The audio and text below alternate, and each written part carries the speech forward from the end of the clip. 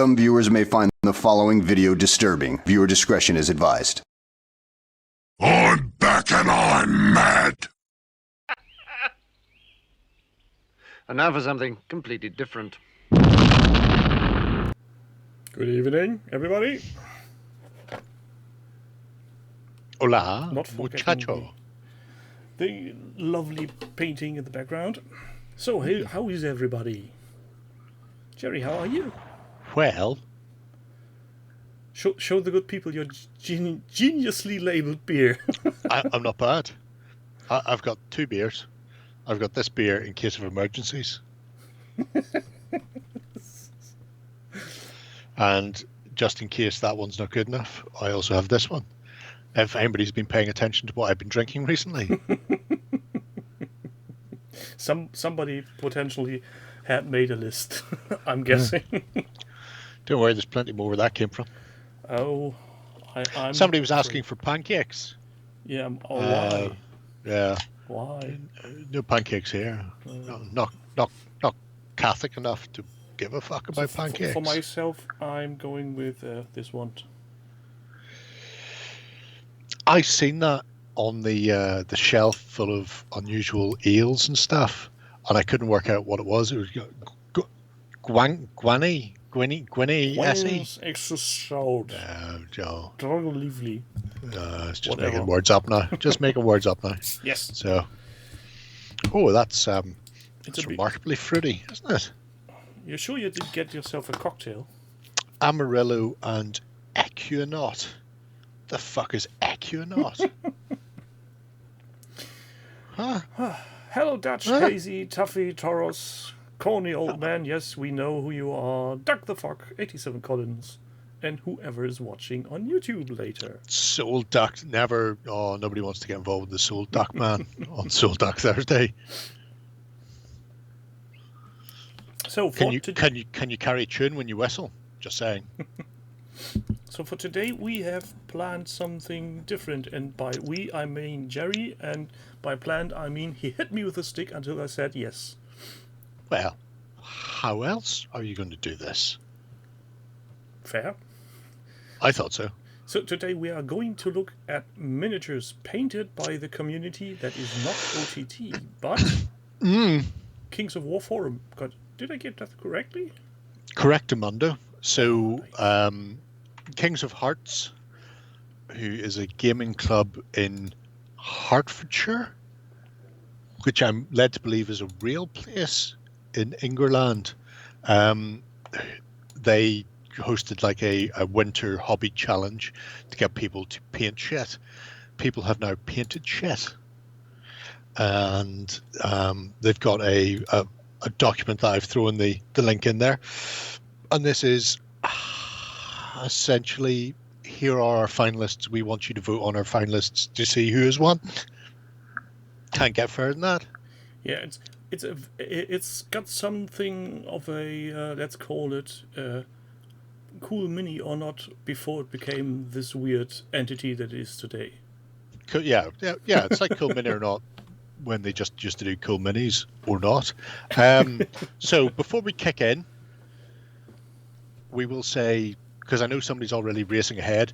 Race ahead all you want. You're going to be sitting bored shitless for the next fucking half hour of tightly scripted content as we slowly catch you up. But I'll also say the document doesn't open in the same order for everybody. Yeah, it's a bit randomized. So what we're going to do is every entry has a single image, but sometimes people put multiple images in.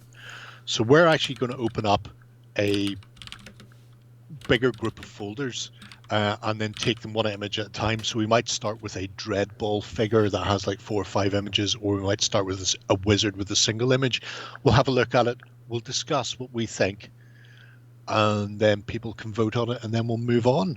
I thought it'd be nice because they're trying to get a good spread of people actually voting. They do start with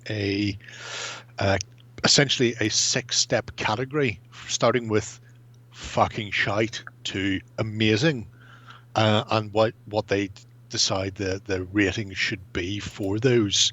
Now, I've already filled this in, And I will say, nobody scored orange for me, and very few people scored green, because I am a harsh judge of things when it comes. You never want me to judge your painting. I'm just going to throw that out there. It will not go well for you. People were lucky if they got white.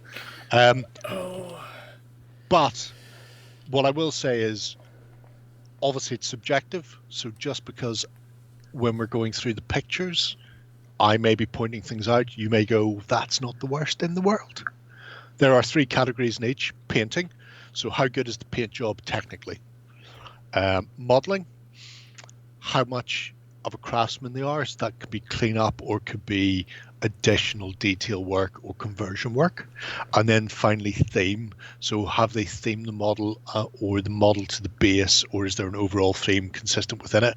Now we have 4 categories. The categories are single miniature, large miniature, unit, and then ship, because Armada cropped up at Christmas time. So those are things, and like I say, we'll just have a look through and see what people have been up to, and you can kind of do that. Yeah, I'm just hoping, as was mentioned in chat, the website is a bit on the small side, so I'm currently at 170% zoom to show anything. Yeah, and that's why you have the list of better images. Yeah, so the first that is going to be on small for myself is the Brood Mother. Delightful. So let's see if the Brood Mother, where is it? There it is. It is, yeah. Has 2 pictures. It does have.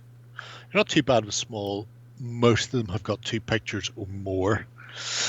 So as far as this goes, from a painting point of view, this actually got quite good. As far as I was concerned, it went beyond good into great, in that apart from being neat and consistently good paint job, there was actually blending, there was weathering, there was object source lighting on it. So it wasn't just flat colors or just like a flat color in a wash. It had a bit of additional work done to it, and it looks fairly striking. It's got that non-metallic metal feel as well. Yeah, I was just about to say, it doesn't look like that is painted with any metallics as such, but yeah, no, it's not using metallic shades. See what I mean, Taurus? You're going, that's great. I'm going, it borders on great. I want to say, if memory serves, it got 1 great out of 3. Because yeah. I'm by nature a harsh man. I will say, as far as modeling goes, it's difficult to say because we've only got 2 pictures there. And this is obviously, if you know the line of models that they're coming from, you've a better idea of what's going on. So modeling wise, that's a stock model. It's a stock model in spun PVC, which isn't the easiest to clean up if you don't know what you're doing. But I also know roughly where the mold lines are on that model. I can't see the mold lines, but then the pictures don't allow me to see whether or not the mold lines are still there. So I was fairly harsh on that one, and I went, modeling's okay. It's nice. They've straightened out the staff. I can't see any massive bits of flash on it, but at the same time, they've not done anything clever. Well, I can't tell it. At the tail, there's something that could be a mold line. Yeah. So, like I say, oh no, there's a Lloyd shot, Spanky. There is a Lloyd shot. We just, here it is. Yeah, and as far as theme goes, basing is just like a generic Martian red, but then when they released the Vermin 4 Dead Zone, they did it in a infestation, which had a red Martian base matte for it. So even though the base is quite minimalist, they've still gone and added that little sort of coppery green rail, which ties back to the object source lighting. So I quite like. I mean, overall, it's a really nice piece. It's not, oh my god, I need this in my life. At the same time, it's not my eyes. My eyes, they're on fire. But, you know, I'd certainly say it's above average. So that's for me. We had just Spanky saying this is going to be a test. Yes, of course, there will be a test afterwards. What's the point in judging things when there's no test afterwards? Well, we'll not find out what the actual result is until Kings of Hearts have actually got all the votes in, and we know who the winner is. But so I'm going to do something very unpopular then today. You do you. Yeah, like I say, I've already been through this. I'm not going to influence anybody on this. You're just going to go straight down the middle. I'm just going to okay on everything. Because you can always come back. It's A, that, and B, I don't know the original models, like if that has been a metal miniature or a plastic or a resin or, as you said, a spun PVC. I couldn't tell the difference or even know how it looks before it been made.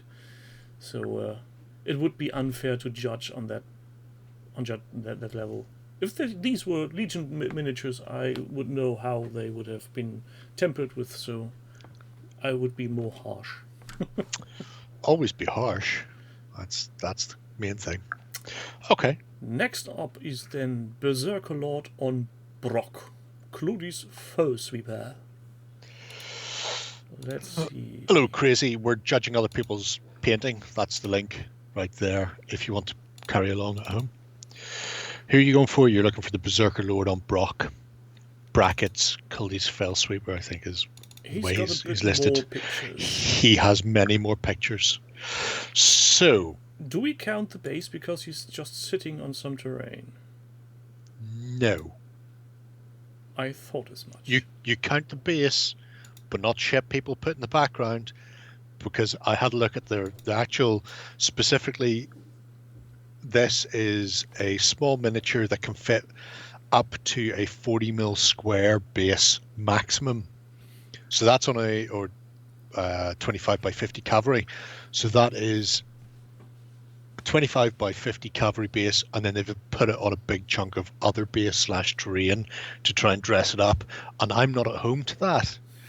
And there's a fucker later on in the Armada ships who's done really nice work, and he just got okay across the board because he put his shit on a plinth and did fuck all extra work on that plinth, and no harm to him. None of the other cunts put their stuff on a plinth, but we'll get to that twat in time. Anyway,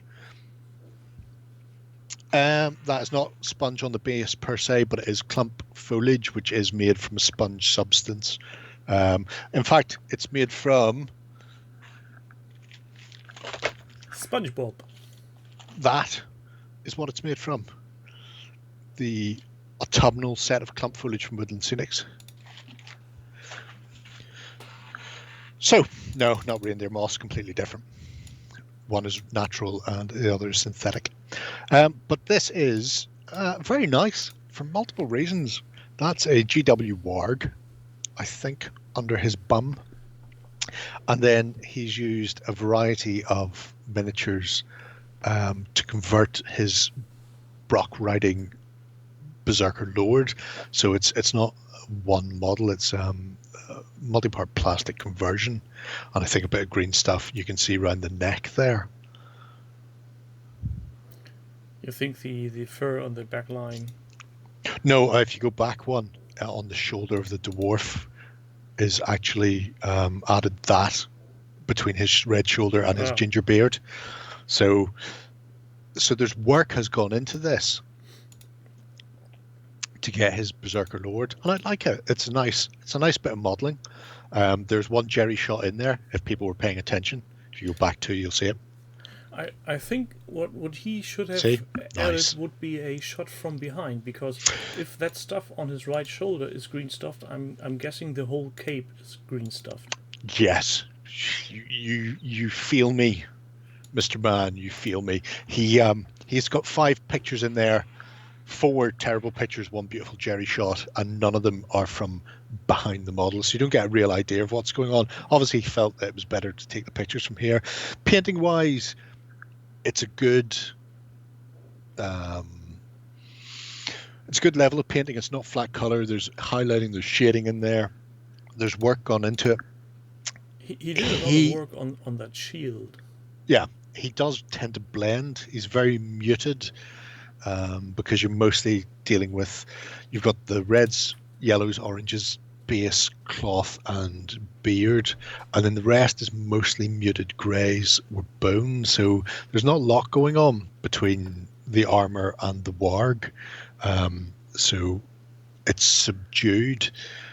I do know he has another unit further on, but not letting that impact you. Overall, his army must look very, very nice, but that by himself is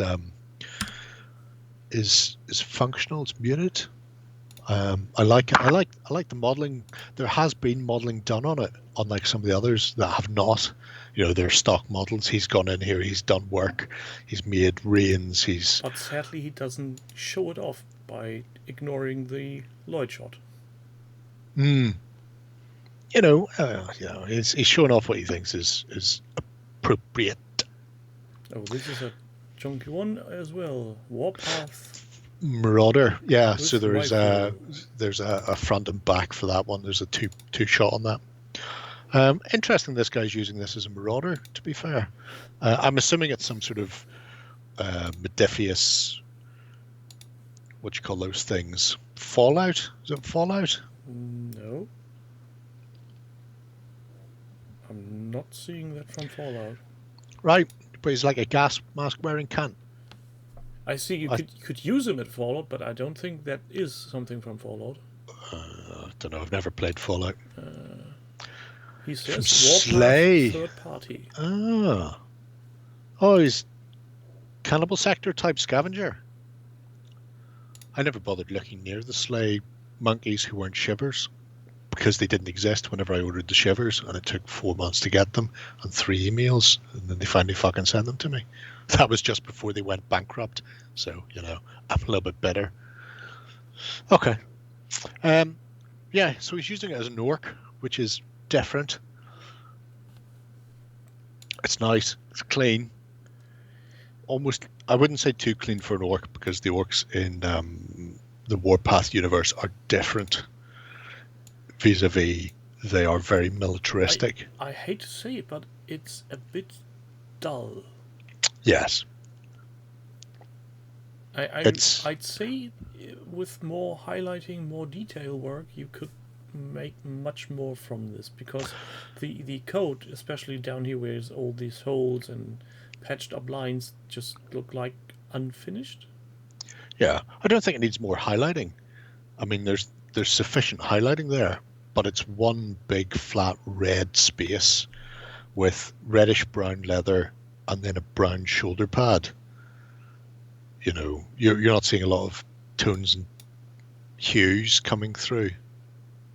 The metallic parts are almost all the same color with no highlighting whatsoever. I'm guessing the sheen on this is simply light reflecting from the photograph and not being applied on purpose.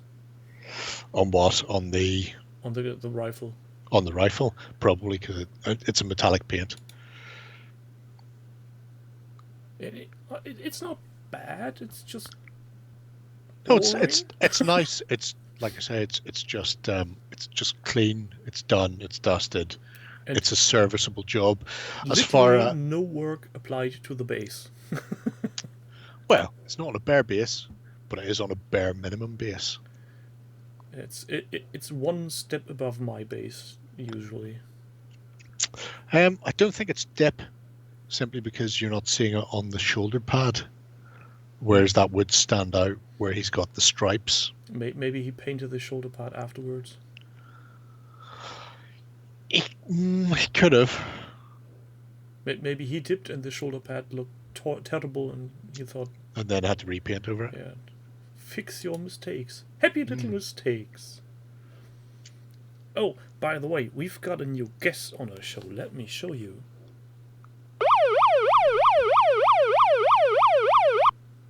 Ta-da. Parental advisory, explicit content. Didn't you see the little Lloyd police? No. Okay. Oh, right. Oh, I see it now. Yeah, that didn't come up last time, or it came up so fucking quickly I missed it. I have so many questions. I said to Caesar I would nick that thing. I had to. I'm not going to ask any, mind you. He did show that, I think, on the radio show when Lloyd was on there. I don't bother with the radio show. Yeah, I know, but he put it for some reason in there. I couldn't resist. Makes sense. Yeah. Technically, if you ignore if you ignore theme for a moment, if you ignore the actual composition, technically, it's a good paint job. Yes. No, he didn't paint over the lines. He's very cleanly worked through everything, but He's much better at blending than, I'm going to go out on a limb and say, 85% of the people I see posting images. including me. But again, it looks like it's a stock model. You can't tell what cleanup's like. I can't see any mold lines. If it's a resin model, that's because they're practically non-existent. If it's a metal, he may have cleaned them off where they're just in a position where you don't see them because we're only getting in front and back. So okay / good. Theme-wise, though, it's a very plain base, Now we're going to have a nightmare. See, you say that, it could be resin, could be bad, I have no idea. Pete. I know I've got 2 sets of the shivers, both in metal and in resin, because they did those. But I don't know what else they did. Nightmare. He is a big fella. That's a 40mm base he's on, which you may not be able to see. You will find Nightmare with chem thrower and drill, and I think there's 5 images. It's quite interesting. I've got a bleached bone feeling coming up on this, or something like that. I think it's been contrasted. Could very well be. And are these mold lines what I see? I don't know. What are you looking at? The rear from right, which is now on screen, on the lower calf. Yes. These are mold lines. Mm. Dirty. Dirty. Shame. Shame. Oh, if only it was Brain Matter Beige, you'd be right up there. If it was Brain Matter Beige. Now, there has been some effort to remove mold lines because front pictures you don't see as much around some of the hands and I'm strapping around the wrist. On the drill seemed to be a mold line, which is potentially a very big pain in the rectum to get rid of. Could be dry brushed. If it's dry brushed, I think it's dry brushed before, because it's very translucent. There are nuts. If you can show us one of the back pictures again. It feels stippled. See where the big screws are going in. Some of those have got like a glazed look to them that feel like contrast or ink going over them. So I think there's dry brushing going on, but it's whether it's before or after some form of contrast has gone on there. It's definitely a interesting paint job because you simply can't make out how did he paint this. We can only assume he'd used maybe a primer which didn't go on too smoothly. That's why it looks so stippled. Or he might have zenithed deliberately for that look. Might as well. There was a network error. Please try again. Hashtag 2000. What? That's an interesting paint job. Dry brushing is a technique. Let's not be too hasty with good and underrated in there. Toros, are you going to stir up again? I'm going to hit refresh on Twitch and see whether or not I can see any images, because I'm just getting a big fuck off black screen there at the moment. There we go. So clearly Twitch decided I didn't need to see everything. There we go. Those screws in the back of the armor, I've got that gradation that looked like they've been, I think, contrast, if not contrast, then certainly in ink. It kind of has a feel of maybe a zenith and a dry brush and then ink work over the top to get the layers. I'm wondering if he did some shading with something like Argos Earth shade and then went over it again to dry brush because of the pooling we have at some places. It's possible. I've never tried it, and the off chance it gives you AIDS, I stay away from anything from GW. The great Kvolozizol. Don't want the AIDS. Like Freddie Mercury, my bum would drop off. Don't want that. Nobody wants to drop a bomb. A bomb. What? Wizard. Wizard, don't bother looking. There's only this one picture of him. There is. I thought I saw two. No, you're right. Nope. Simply just one small little wizard. Correct to me. And he's a little grey one, is he not? He's a little grey wizard, which looks hauntingly familiar, but I can't place the company. So, difficult to say what's going on as far as modelling goes. I have a feeling that's a single piece metal. So, as far as modelling, yeah, stock. Even if it's not metal, I'm guessing too this is a single piece. And isn't that chip paint on his lower part? Where? There? No.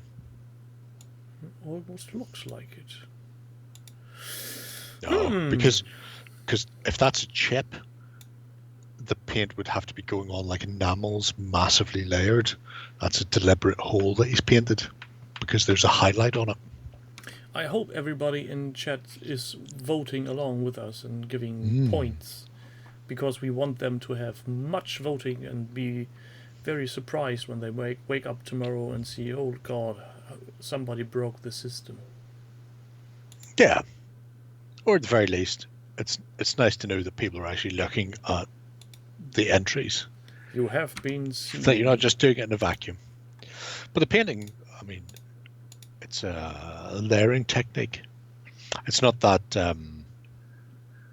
It's not quite the historic three colors layering. So there's a level of build up of layer on it. It's relatively. Bonus points. I mean, theming. Yeah, that theming wise, it's let's face it, it's Gandalf's grey.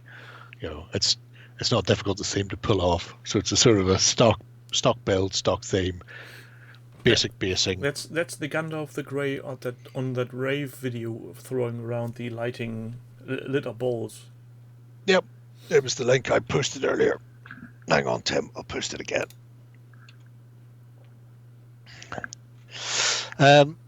Yeah, so I mean, it's a nice paint job. He does the job. He's not going to blow me away, but at the same time, I would quite happily put him on a gaming table of my own. Yeah, it's a cute little model. Yeah, and not be overly concerned with him. So next up then is Varangur Magus. Yeah. This one I've seen before we started for a very tiny section, and was a bit of a. There's only one picture. Again, oh shame. So you can zoom in. It reminds me of Jakob Nielsen's stuff when he kept winning Golden Demon Slayer swords to the point where he won Golden Demon Slayer swords when he shouldn't have because everybody knew it was his stuff. So, not stock by a country mile. No, I'm guessing minimum the base has been done to death. Base is using, as far as I can tell, plastic trees off GW Dryads. The head is a Osprey Cultist. Shoulders, I think, are green stuff fur. The body itself could be a cultist, or could be a wizard of some description. So there's a lot going on. Modeling wise, it's fairly comprehensive, quite nice, and it's a striking build. Yeah, and I like the fact that he's not standing at the center of the base as it seems to be, but rather more or less on the edge. But that may be the perspective from the photo. Unfortunately, they don't give us the one photo, so terrible fuck. The fact that it has that frost gravy feel obviously is replicated with the snow. I think he's listed as a Varangur mage. Yeah, I can see him running around Frostgrave, raising zombies and hunting down other wizards. But it's a nice model. It's a very realistic, I suppose, color palette. So it's leathers and cloth, a lot of brown and black going on. Not a huge amount. I mean, No, but he's got this bloody bag on his side and the golden rings on his staff. So there are dips of colors where appropriate. Yeah. And but at the same time, not so much that you can instantly spot them. Yeah. A spot color of some description. I mean, because I'm only looking at it from the Twitch window. I'm not looking at that full on. I couldn't tell you those were gold rings. As far as I'm concerned, there's no difference between those rings, the tooth necklace, and the antler staff. They all look the same color. So it's not striking. Yeah. Spanky asks, what's with wizards and their sack-tickling hand gestures? Well, guess what? Even demons want to be fondled once in a while. Gimme that next wish. Gimme, gimme, gimme, gimme. It's Marlon Brando, Susan Dando. Gotta have a system. But yeah, I mean, it's above competent as far as painting goes, above competent as far as modeling goes, and the theme is solid. Overall, really it's a strong model. A Lloyd shot on this one, but I'm guessing he put some work in the backside of this. You have to assume so, and I'm kind of confused / upset that we don't have more images of this, because it could be fucking amazing. Around the back, there could be some Russian triptych played out on his cloak, and we'll never know. Or he could have nothing on the back, and we would be terribly disappointed. No, it doesn't need to be Mantic. They're for Mantic games, but they can be any miniature. So that, for example, isn't Mantic. So the next one, and yes, Toros, I did vote on the wizard because we wouldn't be able to go fourth. Buzzcut, the Red Wall. See, this one is one of those I had seen earlier on. He's got 5. A lot of pictures and a lot of mold lines. A lot of them very, very sharply. I know I'm usually not the one to make them disappear on my models, but these are so prominent. Just look at all around the arm going up and down the leg, right in the center. Yep. Shame. It's an interesting paint job on the other hand. He's I'm not going to say a standard paint job, because he's not a standard paint job, but it's a relatively restrained paint job. So he's got a decent color scheme as far as the red, black, and white sort of feel go, with the silver on the metallics. Do you happen to know if these bases, is this like the game from the game? Yes. So he's on a Dreadball base, so he's got a threat to the front 180. So he's marked off on that. The gold/black part is where his threat is. The clear part, he's not a threat. So if people are looking to run up behind him and kick him in the balls, do it from the clear part. So that's deliberate for the gaming, which I quite like. Which, while there's not a huge amount of modelling in it, as far as theme and paint job goes, that makes sense to me. The fact that they've decided to delineate the areas that are game worthy. These pics are to be found there. Really? Mold lines on the face? I didn't think mine had mold lines on the face, although I would have to get them out. I'm planning on stripping all mine again anyway soon. Although I will say none of mine have mold lines anywhere because I clean my mold lines off, and people who don't are cunts. How I missed this word. Oh, well, you know, I'm not saying they should have been aborted. I'm just saying I believe abortion up to the 75th trimester is applicable. I'm not going to do the math on that one. Just because you're out and walking about doesn't mean you can't be aborted. Fetch me a coat hanger and a hammer. Anyway, nothing really to write home about. It's a nice paint job, and for a sports game, I think it's okayish. But overall, it's from what we have seen until now. I think this one is which leaves me the least impressed. Oh, you sweet summer child. I said from that what we have seen until now. I don't know. All right, okay. What's up? I'll say creek. nothing. I don't want to unnecessarily influence the jury. But yeah, so Buzzcut is as far as clean up mold lines goes. Yeah. Where is she? There she is. There are a few pictures in total. Yeah. Oh, glorious Jerry shots. Because GW wants you to spend money, and if you didn't knock it over, it would dry out in 2 to 3 days. So don't worry about it. Yeah. Let's start with the painting. So we should probably be more refined in this and go painting, modeling, and then theme. So let's start with painting.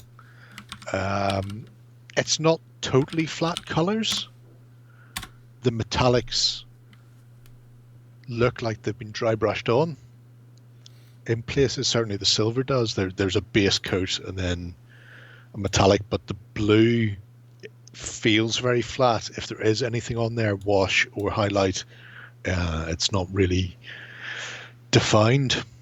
Or the terrible flashlight taking image part is just. I don't mind about that because it's not a photography competition, so I can live with that. Yeah, but that because doesn't even help.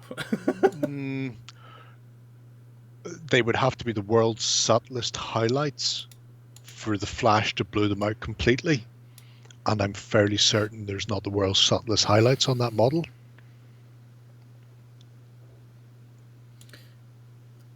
This is what I'd call a board gaming piece paint job.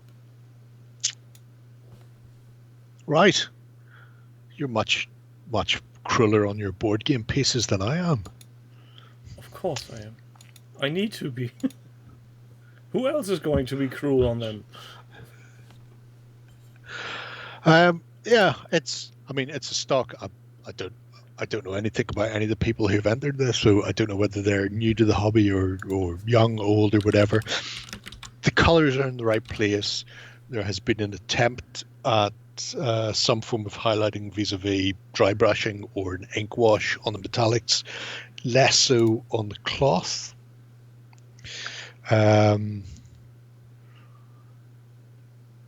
Also, the color blue somehow looks wrong, and from behind there's a purplish violet down the center. Yeah. I don't think it's wrong.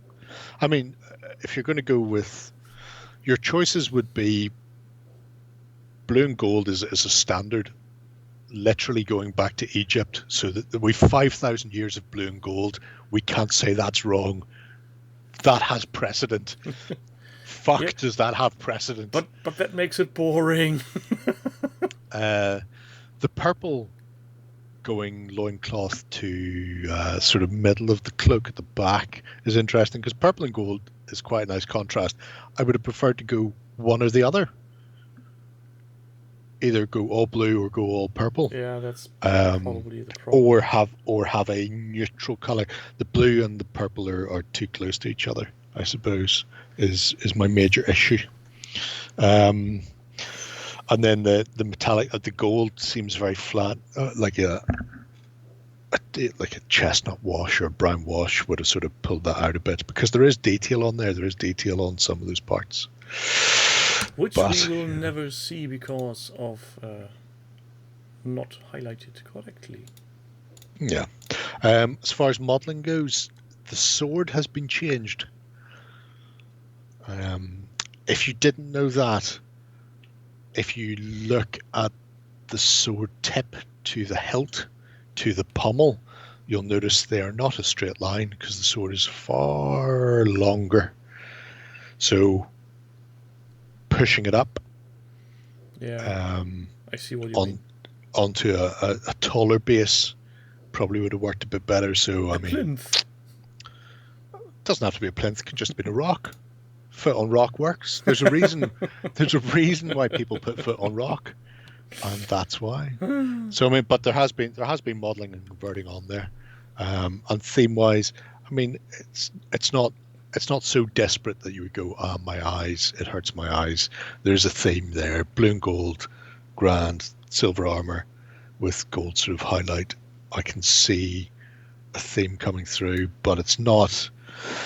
It's not blowing me away. It's not there yet. Yeah, it's a solid start though. MacLeod of the Fallen. This looks interesting. Does she have more pictures? I think you've got a front and a back.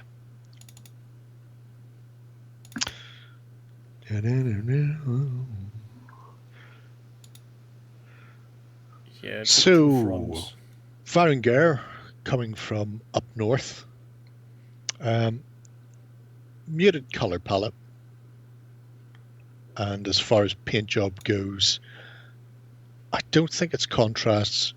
I think it's basic paint with a decent highlight on them, because you can see it.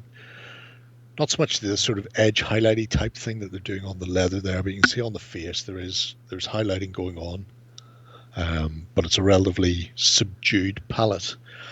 They're very sort of nature-esque, keeping it relatively realistic.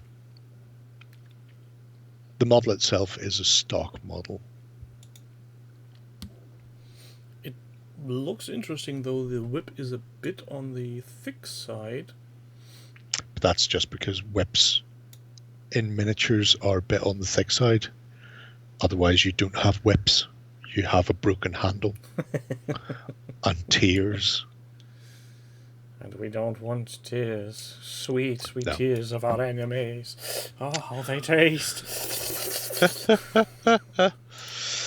Yeah, as Tim says, there are mold lines on the whip.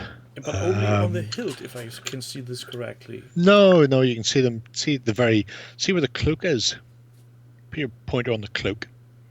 Now go from the cloak to the whip, nearest point to nearest point. There you go.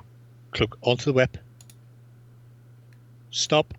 You're right above a mold line to the base, and there's one you see north and south. You see how there's a central column of whip and then two very distinct lines, top and bottom. It's probably easier to see if you know the model by heart. But you can see it there. That could be paint. If it's paint, it's a very sharp, thin bit of paint, top and bottom. I'll go one better. I'll get the model. Hang on. No. But your models don't have mold lines. How's that helping? It's because my model hasn't been built yet, so it will still have mold lines if it has it. No. Fucking hell. Jesus Christ, there's a Space Marine in there. Maladrak says it's a resin model to boot. Not necessarily. Although, thanks for playing. If they bought it from the Dungeon Saga expansion box, then they did a set of spun plastic with a simpler base off the resin originals. So it may not be the resin, in which case, cleanup proposition-wise, it's slightly more complicated. The fuck is she? She's not fucking in there. She's fucked off. Oh, what a whore. What a disappointment. Yeah. Well, we're all home to Mr. Fuck Up. Oh, well, no, she's not in there, so I can't tell you. I can't tell you whether she is or she isn't. However, regardless. No, it's not been replaced by Space Marine, because that Space Marine I bought when I still actually played 40k. So that was a fucking year or two. Or maybe Back when, 3 or 4. well, let's say at least 1 or 2 expansions / additions. But yeah, the modelling is not too bad. When the basing went on, they went a bit fucking slap happy with the snow basing. Yeah, but actually, given the fact that she has snow everywhere flying around her hair, I can see where they went with it. Probably something like a fresh fallen snow. And to be fair, making falling snow on a diorama base is a bit fiddly. No, because you see, what everybody has in their house somewhere who does modelling are these things that we call brushes. And what you do is, when you've finished your miniature, you take these brushes, and they have like a hard part and then like a softer bit that wobbles, and the wobbly part you fucking use to brush off the excess. Now, what I meant was floating snowflakes around the miniature. Oh, I think you're offering too much credit on that one. And I mean, I know snow will stick to cloth to a certain extent. You know, if you walk through it, you'll get it stuck to your boots and your trousers and blah blah blah. But I don't think that's the look they were going for. I think it feels more like, here's where the snowflock has landed, and here's where the snowflock is staying. Dandruff, says Nakchak. Yeah, Could be dandruff. dandruff. Could be a serious amount of Very dandruff. serious problem. Somebody Somebody needs to block out the old Head and Shoulders. Do that damage. But you know, as far as it goes, it's an interesting paint job. It's a good level. It's a good theme. There are some very interesting highlights done on the leather parts and the patching. So next up is Flag It on More Beast. It's a flag. It's a flag. There are 2 pictures of this. I think you've got front and back. And there are mold lines jumping into my face. Also, I think I know who painted this as well. Yeah, right off the bat, there are mold lines. So as far as modelling goes, that comes next. Let's start with painting. Let's try and focus, Tip. Paint. Need focus juice. Modelling theme. Paint modelling theme. Paint modelling theme. So painting goes, it's different. Oh, hell yeah. Simply because the way they've decided to do it, it does feel like they've gone with super contrast or super inks. So we are getting feels like a bit of tones. Comic page come to life.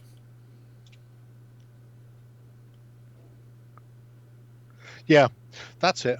The Maw Beast with that white/black is very comic booky.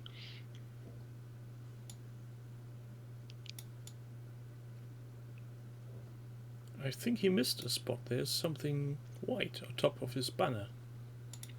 Maybe deliberate. Could be a pearl.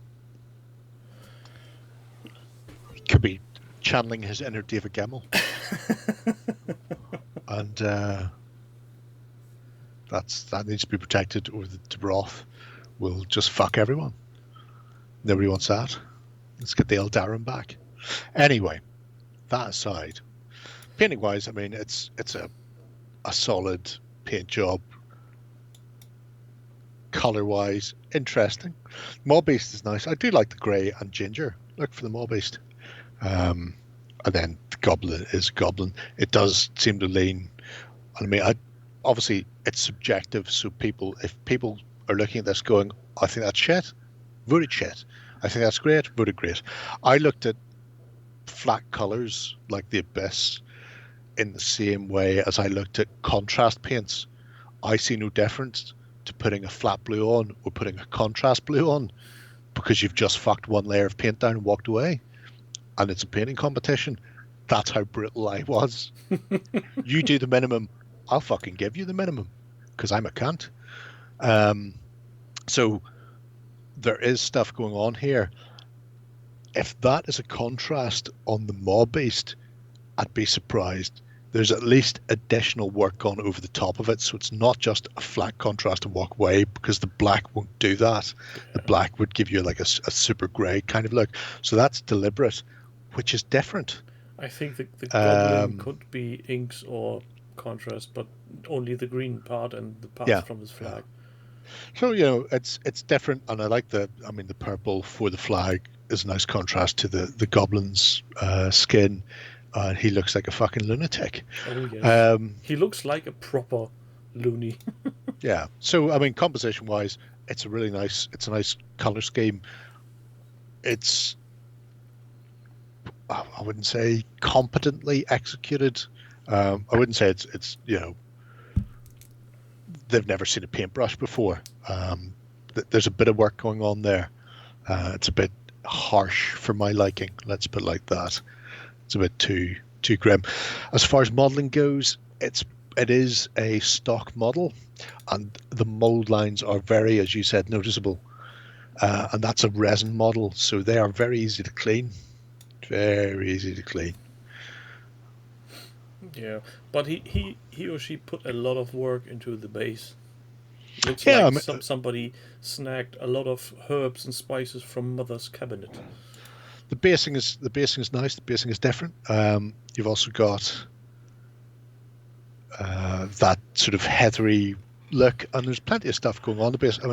It is just a green base, but unlike some of the other just green bases we've seen, it's not one level. It's not just I'm going to flock it, or I'm just going to sand it and paint it red, or I'm just going to paint it grey. There are multiple tones. So yeah, I see some little stones. Yeah. There's some elevation. There are different sizes of green, even small violet flowers. Yeah, there's work going on there.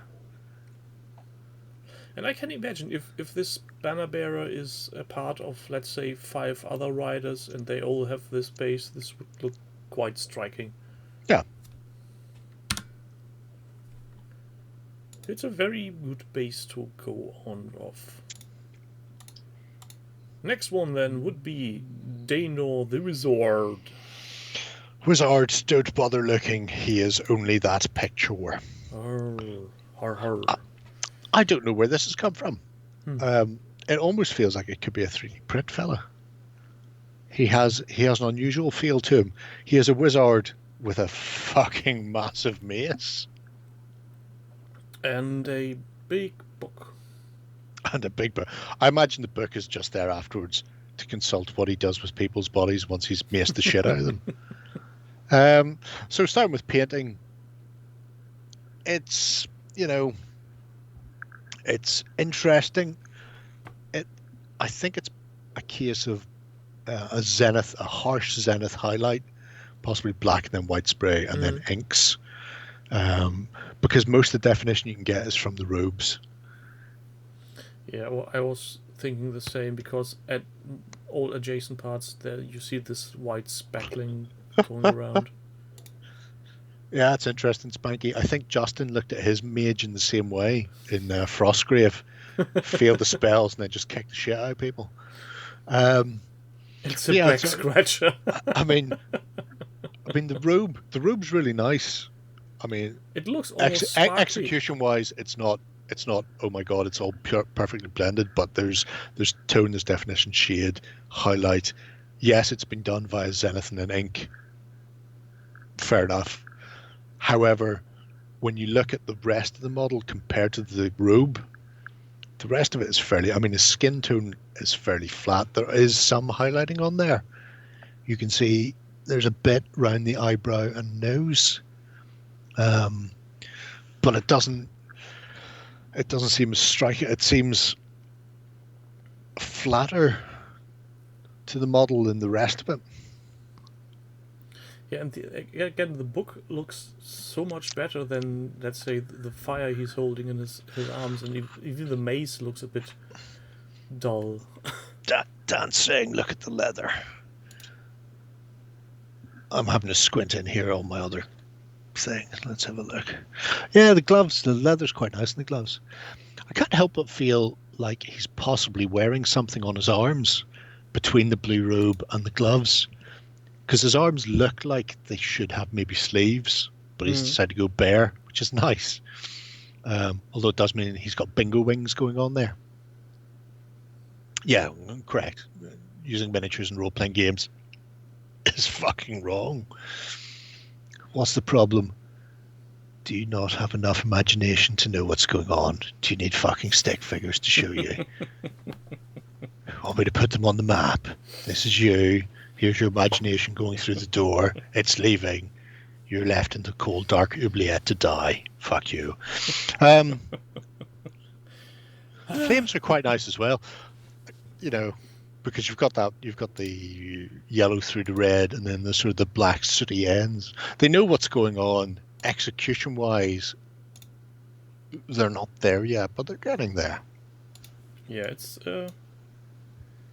I think the biggest problem I personally have with this miniature is his cloak looks so sparkly and almost on purpose bling-like that the rest pales in comparison. Yeah, I think that's it. I think you're right, because I was looking at the skin and thinking it's very flat, and the rest of the miniature was flat until Dan pointed out the leather is quite nice. I think it is. The oversaturation on the blue robes is so much, it draws the eye away from the rest of the miniature. Yeah. And I've mentioned in the past bases and faces, and the base is great and the robe is great. And without my glasses on right now, that's all I'm seeing is the pink flowers and the robe, because the rest just kind of, eh. The blue paint job reminds me very much of the paint. The sparkly metallic paints that were on the 80s bumper cars. Reminds me very much of the paint job I did on Captain America for the Marvel Crisis Protocol for the studio, because they were just zenith and then ink to fuck to get them done in no time. And I'm very aware of how they look up close. Well, let's get on to the next one. Oh, hang on. No, we've not discussed modelling or theme.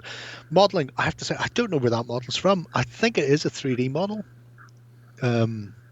If it's not, I don't know who if it's came a 3D up with it. model, it must be a resin print on a very fine scale, because I can't see lines whatsoever. Oh yeah, but there's fuckloads of those about. But regardless, I'm going to imagine wherever it comes from, that is how it looks. So it's a stock model. We can't see if there are mold lines. What about the base of the mace that is sticking up in front? There is something that could be a small piece or simply an imperfection. All right, yeah. You saying we should mark him down? Fuck him. Is that what we're saying? Stop turning I'm my hoping words. at least one person sees this and suicides themselves over it. That would, oh man, that'd be jerk off material for a month if that happened. But yeah, so I was willing to give them the benefit of the doubt on clean up and modelling, but no, Tim says kill yourself. You've missed that bit at the link on the bottom of the mace. Basing wise though, I quite like the basing. It has that. It's very basic cork, but then again they've added in the flowers and that sort of thing. Yeah, and he hasn't got much base to work on. Well, no, you don't need much base, because 20mm square is all you require for an infantry model of a humanoid nature, as people know. that is all that you need. I think at some point in the future, when traveling is allowed again, you need to make a boot camp of how to properly wargame fantasy with rank and file. Oh fuck! And all that I will should be so lucky. All that will be is people sitting around in a circle and going, square bases are good, round bases are bad. Round bases and there will are be no balls. gaming, just chanting about bases. Round bases, just 3 sides worse than a square base. Just saying. But yeah, so I mean, theme-wise, it's a wizard. He's wizardry, and he's going down a very nice sort of mountain in a Swiss theme, maybe some sort of Swiss wizard. I love his tash.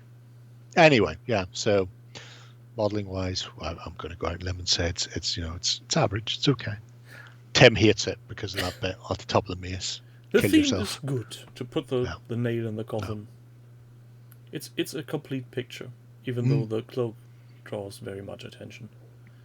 All the attention. Who's next? Grokkarmok, the Ungr captain. Grokkarmok. This has multiple images.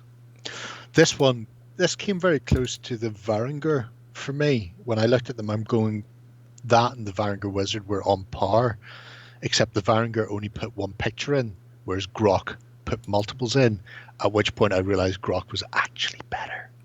So starting with painting. A hell of a job. Yeah. I mean... the detailing is insane. Yeah. And again, this could be on that Varangur Wizard, but they only chose to add one picture, so we'll never fucking know. The faded checker pattern is, I think, a cheeky little addition on the back. Yeah, and the striping on his fingernails and toenails. Yeah.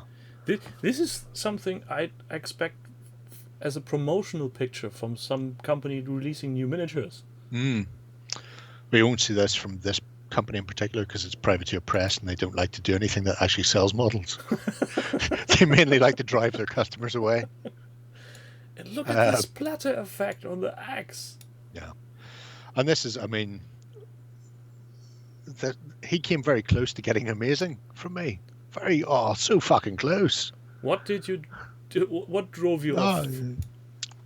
Well, he got an amazing for the paint job because it's a good paint job. It's well executed. There's subtle blending on it, and you're not really seeing harsh lines and transitions in the painting. And you've got that non-metallic work. And if you look at things like the armor, the base of the armor has got a contrasting color. So there's like reds worked into the blue paneling on the armor. So it's not even that it's a flat bluish non-metallic, but there's tones and saturations in there. It has that sort of almost rusty feel. And the fur-like pattern on his pouch on the side. Yeah. And whatever creeps out of this pocket. I imagine that, well, I'll talk about what it is. Live rations? It might be live. And I mean the checkering, the additional detail of the checker on the back just pushed it. I mean this was I think this was my one and only great / amazing for painting. I can definitely see why. This is a stunning paint job. Yeah. Very simple. Not a huge palette on it, but whereas we've seen this with some of the others, I mean, like the Varangur Wizard was close paint-wise, but was all very brown. It was like a John Toyer Golden Demon winner from like 91. Everything is a fucking shade of yellow. This could have been something similar, where armor and cloth is all blue, but then you've got that vibrant pink skin in there. So it just... Not to forget the bloody red. breaks it up. Well, I mean, the red in the axe is just nice. It's a nice little thing. If it had been reproduced on multiple parts, you would look at it as a spot color. In this case, the pale blue as the headband and as the loincloth front and back, that's your spot color. That's your triad to break it up. That's your light at the bottom and then light at the head, which I just thought was beautiful. As far as modeling goes, that is a Trollblood from Privateer Press, but it's a Mantic Berserker head. And then he's done a very good job. I mean, that is the only part that's changed, just the head. But the modeling to blend that into the body of the Trollblood has been very well done. So you can't really, if we look at one of the back parts, you can't really see the join so much. No, he's definitely done a heck of a job. Yeah. Disguising that these are not meant for each other. Yeah. I mean, so that's very well done, and I can't see a mold line. Tim, find us the mold line. Neither can I. You sure? I Sure you looked. don't want to call him a cant? Well, I can't call him a count anyway. Oh, shut up, you Nothing is going to stop me about that. Send him an email. See, this is what's lacking in this voting system. Comment section. Probably because they don't want other people going cants at them. Theme-wise, I mean, you know, it's an ogre on a rock. It's an okay theme. There's nothing. For me, nobody blew me away. There was at no point did I look at any of them. I mean, the Varangur came close because they had that very snowy base, which is part and parcel of where they're from. This is just an ogre, full on rock. Rock is green. Overall color scheme is nice. It's a good theme overall. Nothing jars, but at the same time, nothing goes, oh my god, that's fucking amazing. He reminds me a bit of the opening scene of Warcraft, when human and orc armies clash.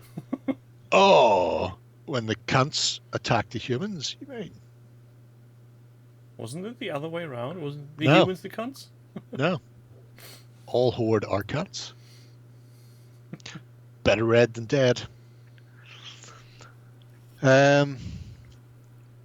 Yeah, so Grok-a-Magog, Definitely one of the Right. highlights so far. right up there. Right up there. And I think this concludes the small. That is, as you say, the last of the small. Let's see, did I forget to vote on any? We will... Well, you'll find it Nope. won't let you go to the next page if you don't. Large. Caradon Dreadball Giant. What the... Yes, it is a American football, speedball, future ball styley game with a shark. It's everything Warren wants and so much more. Where is he? I should probably have that page open myself so I can steer you, because there's a couple coming up that are a little bit weird. A bit weird. Oh, he's got a giant ass base. He does For well starters. because he is a titan as far as Dreadball goes. And again, paint job wise, it's good. It's not flat colors. It's flat in a wash, but there's not. There's definitely room for improvement. Yeah. Even on a low effort. And yeah, it's a weird model. Oh, weird. There's nothing weird about him. He's fine. He said, "Huh? What's wrong with you?" Next thing you'll be telling me you don't want to see a giant gorilla in your Dreadball games. They're fucking amazing. I'd be surprised if I would see any Dreadball in my place. Right. That's a crying shame. I've got 26 out of the 28 teams. Why am I not surprised? Dreadball's a fucking amazing game. Yeah, so paint job wise, he has gone for the standard paint job that was on the box type of thing. So yeah, the sharky skin tone, shark contrasts quite nicely with the orange armor. It's relatively flat. I mean, there is shading on there, but it's a bit flat. Again, like Buzz that we've seen earlier, he's marked off the essentially the hazard lines where you can attack and where you shouldn't attack from. But you're getting DB Extreme. Extreme's a great wee game. Good time to get into Dreadball as well, just before the Magnetar circuit launches. But yeah, I like the industrial striping. It's very stark. There aren't smooth blends there. If it was like a flat yellow and then you had that sort of highlight, and then on the black, reversed it, so where you've got the highlight of the yellow at the top, and then at the black maybe had the blue at the bottom, so you have this contrast working through the industrial stripes, because the black is just very flat.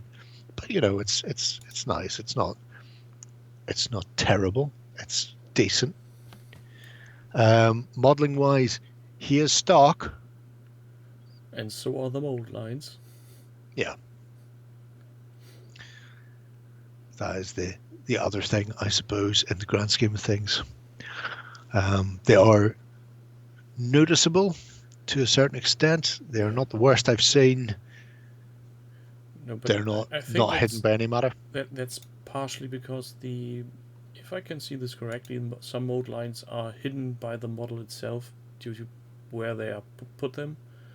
The shark head on the sharp edges of his face, on the side.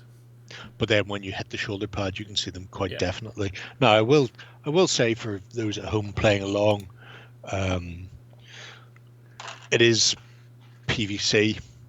So if you don't know how to deal with PVC, removing the mold lines can be a bit of a pain. So you're not going to use your usual Gvulu mold line removal tool, I'm guessing? I hammer the fuck out of them with Draper drills, not drills, files, diamond files, and then afterwards I hit them with dichloromethane, 99.9%. That blurs that fucker right out afterwards. Anything else, mind you, and you're fucked. You will just ruin your model. So, you know, and this is one of the reasons why I was slightly forgiving for people working on PVC models in this, on the grounds that not everybody has spent decades fucking around with models. So yeah, I will say, Tim, yeah, but Dreadball is really fun. Dreadball is what Blood Bowl could have been. A fun game, because it's a sports style game, but the minute you score, the ball gets launched like speedball, but you don't do that reset that they do in Blood Bowl. So Blood Bowl is, if you come up against a team in Blood Bowl that you can't beat because they just kick the shit out of you, they kick the shit out of you and then score, and then you reset and kick the shit out of you and score, and it's just constant. Whereas Dreadball, when the ball goes in the hole and the score, it's then immediately spat back out. So if your opponent is a very slow, punchy team and has worked their way down to your goal, and then the ball spat out behind them, so you can go run up and score, and the ball spat out and you can grab it and score while they're trying to get back to you. So it's self-leveling very quickly, and it's a tug-of-war mechanic on point scoring. So it starts at 0 and you can go 0 to 7 in both directions. So if you're 1-0 up and your mate gets a 3-point score, then they go 2-0 up because it pulls you back. If you get to 7, you win automatically. So it's some of the issues I had with Blood Bowl, Dread Bowl compensate for. It's worth having a look at. No, I'm not going to buy another game. Yeah, there's definitely more tactics in Dread Bowl than Blood Bowl. In Blood Bowl, what you used to do is you take either a Skaven team and then score every kickoff until your opponent got bored, or you would take an undead team and just do the funeral march, sharing the knowledge he was never stopping. Frankenstein in the middle, backed up by fucking mummies, and you just walk up there, punching everything over 6 turns until you scored. Half the game is over, and his team is dead. You know, it's just fuck up. Anyway, Dead this is distracting us from the painting. So yeah, Sharkaropterus there is he's nice.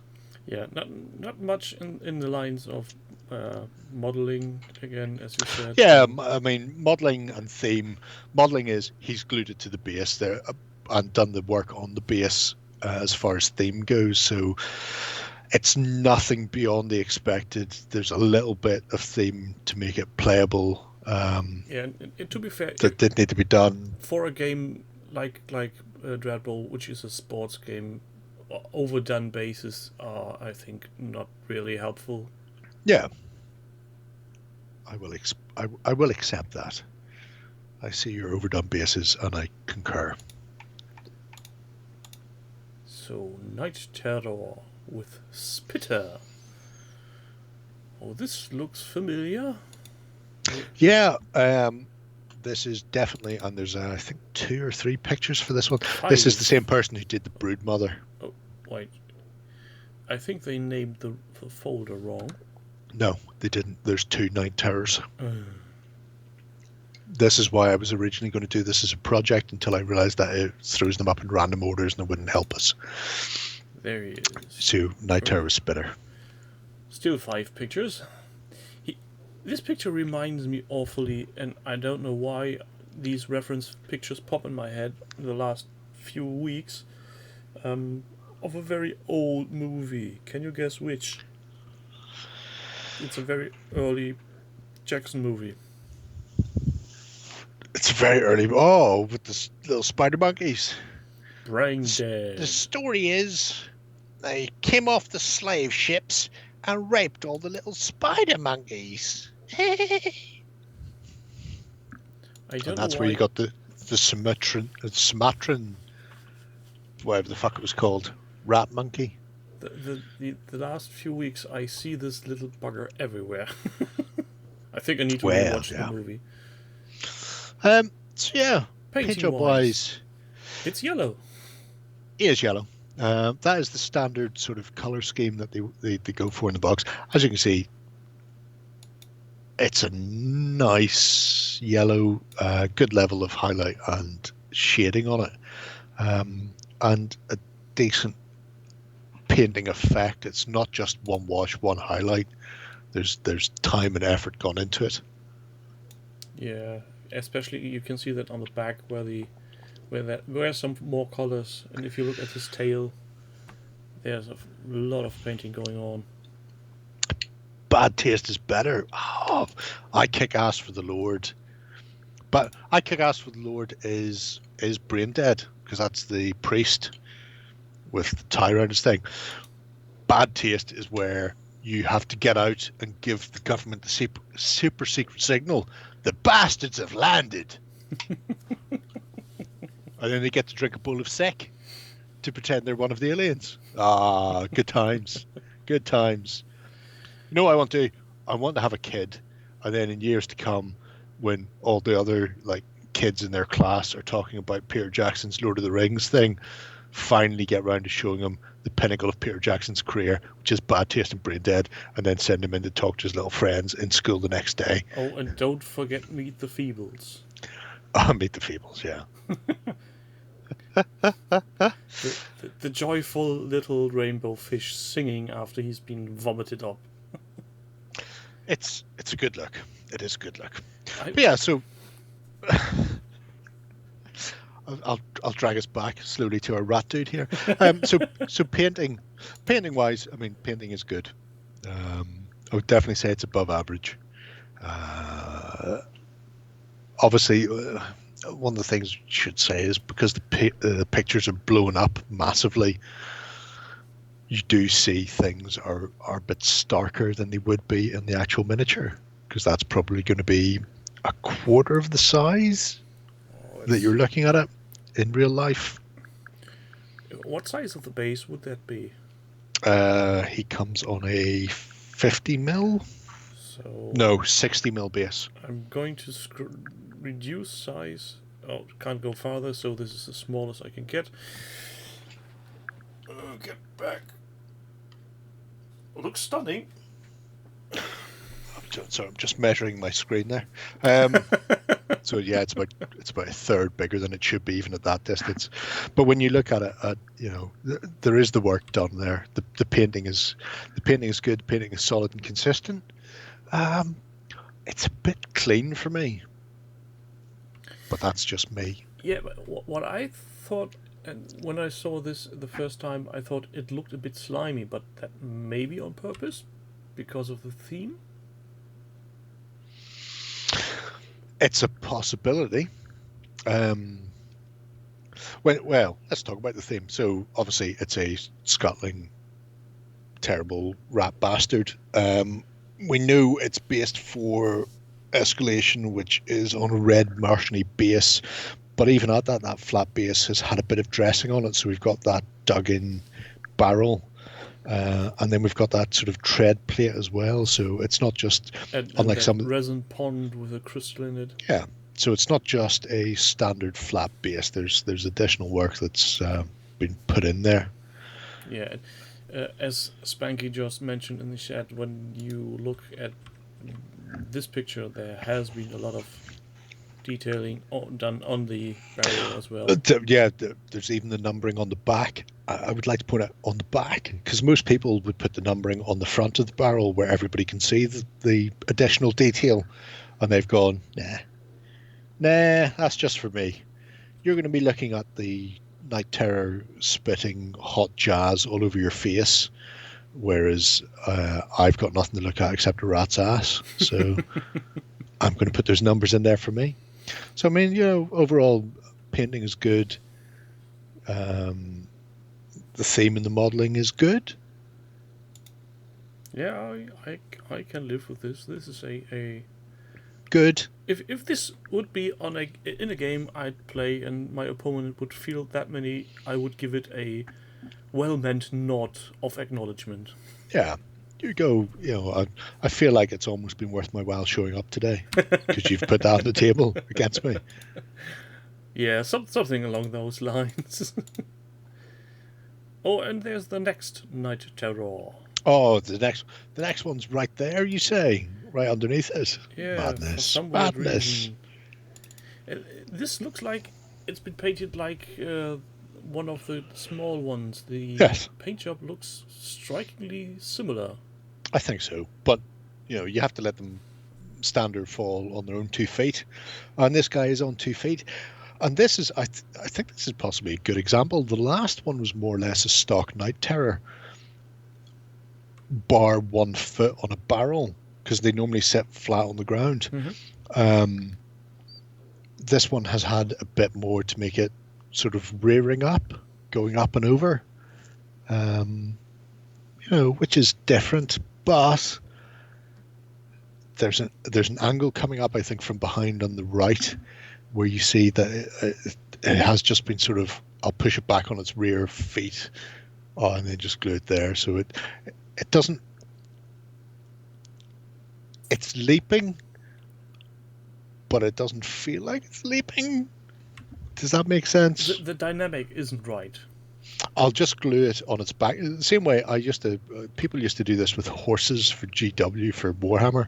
They would just take a horse that should be, going forward, and then would then pivot it upright to make it rear, but it's not really rearing up. It's just at a weird angle, and this is just sort of tipped up at a weird angle. But also, isn't that just my imagination, or is this a 2-part miniature where the backside is glued on extra? Because this looks like a hell of a gap. It would mean opening that box, and that box is under many boxes, and I don't know if I could be arsed, because I already went in there to get the tower on the XLBS. It is made up of multiple parts. So yes, there is a gap there. There was a gap on the other one. The other one hit it better. So in that respect, yes. As far as modelling goes. And we can see mold lines. Yeah. But again, PVC plastic. Yep. So I'm willing to give it a bit of a buy, because PVC is a pain to clean if you don't know what you're doing. I mean, the composition is quite nice. The fact that they've put that sort of barricade up, I'm pretty sure there should be a stage 2 plague jumping over that small wall in front of him, which means he has a stage 2 plague that isn't jumping over that wall, possibly going free if anybody wants to ask him for it. So it has that sort of, there's a bit of composition. He wants it to be more dynamic. He's moved it up, turned the arms so the arms aren't flat to the ground. They're coming in and coming up and over a bit more, not like that, a bit like that, bit Tommy Cooper rap. So there's modelling going on. Cleanup isn't 100%. That is what it is, but there's work going on there. And I mean, the paint job is not it's not flat contrast. It's not flat paint job. there's work going into it. It's it's taking a basic paint job and pushing it on. Yeah, and the lack of dynamic posing on the model, which is probably partially fault due to the nature of the model itself, makes it look to me a bit like this Night Stalker is fallen drunk over the barricade. Oh yeah, he might be doing that as well. Just leaning over and calling for some girls over there. Come here, give me a kiss. Yeah, the red armor, Spanky. It does. Having that neutral base means that you're not as distracted from the actual model itself, and they've gone for a grey rat, so you don't want it to blend too much with the base, I suppose. It's not bad. Not bad at all. I'd much rather put a spitter on it, mind you. Like the previous person. I'm just saying, gameplay-wise, fucking spitters. Go team. So, I wish I'd entered this now, and I wish I'd entered it with one of the Enforcer's stealth speeders that's just clear plastic. Now I think about it. That's just me. Anyway, spend fucking ages on the base. No, spend ages on the base. Just make the base look beautiful. It's ultra realistic.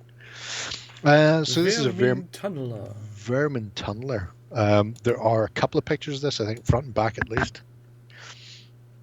Where is he? There he is. It's a hard plastic kit. So there are mold lines. They are easy to clean. I can't see any of the mold lines on these pictures, although I don't have many to go by. So modeling wise, it's a competent build. It's not spectacular. There's nothing over the top done with it. It's just I want to make this Teenage Mutant Ninja Turtle Foot Clan Tunneler styly machine. Now I see what this thing reminded me of. I was just thinking, somehow I've seen this before. Yeah, there should be a fuckload of ninjas coming at it to kick the shit out of Splinter and his fucking prepubescent cunt green children. But they're not. Shame, you can't have everything. So it's built stock. It doesn't look like it's been built in any particular weird way. You can't see anything different or unusual about it. I'm not saying that's bad. I'm not saying that everybody needed to do conversion for the modeling. But I can't see any of the mold lines, so I'm going to say it's competently / well built. I do like the metallics on it. The metallics look well. The rest of it though is flat as fuck. Yeah, especially if you consider that super clean. This is a vehicle that is supposed to drive underground in freshly bored tunnels. This should be dirty as hell, and even have scratches on. Yeah, scratches. Even if you don't dirty it up, having scratches would be great. But even if you go, I'm not going to have scratches, and it's not going to be dirty because the front bits are doing all the work.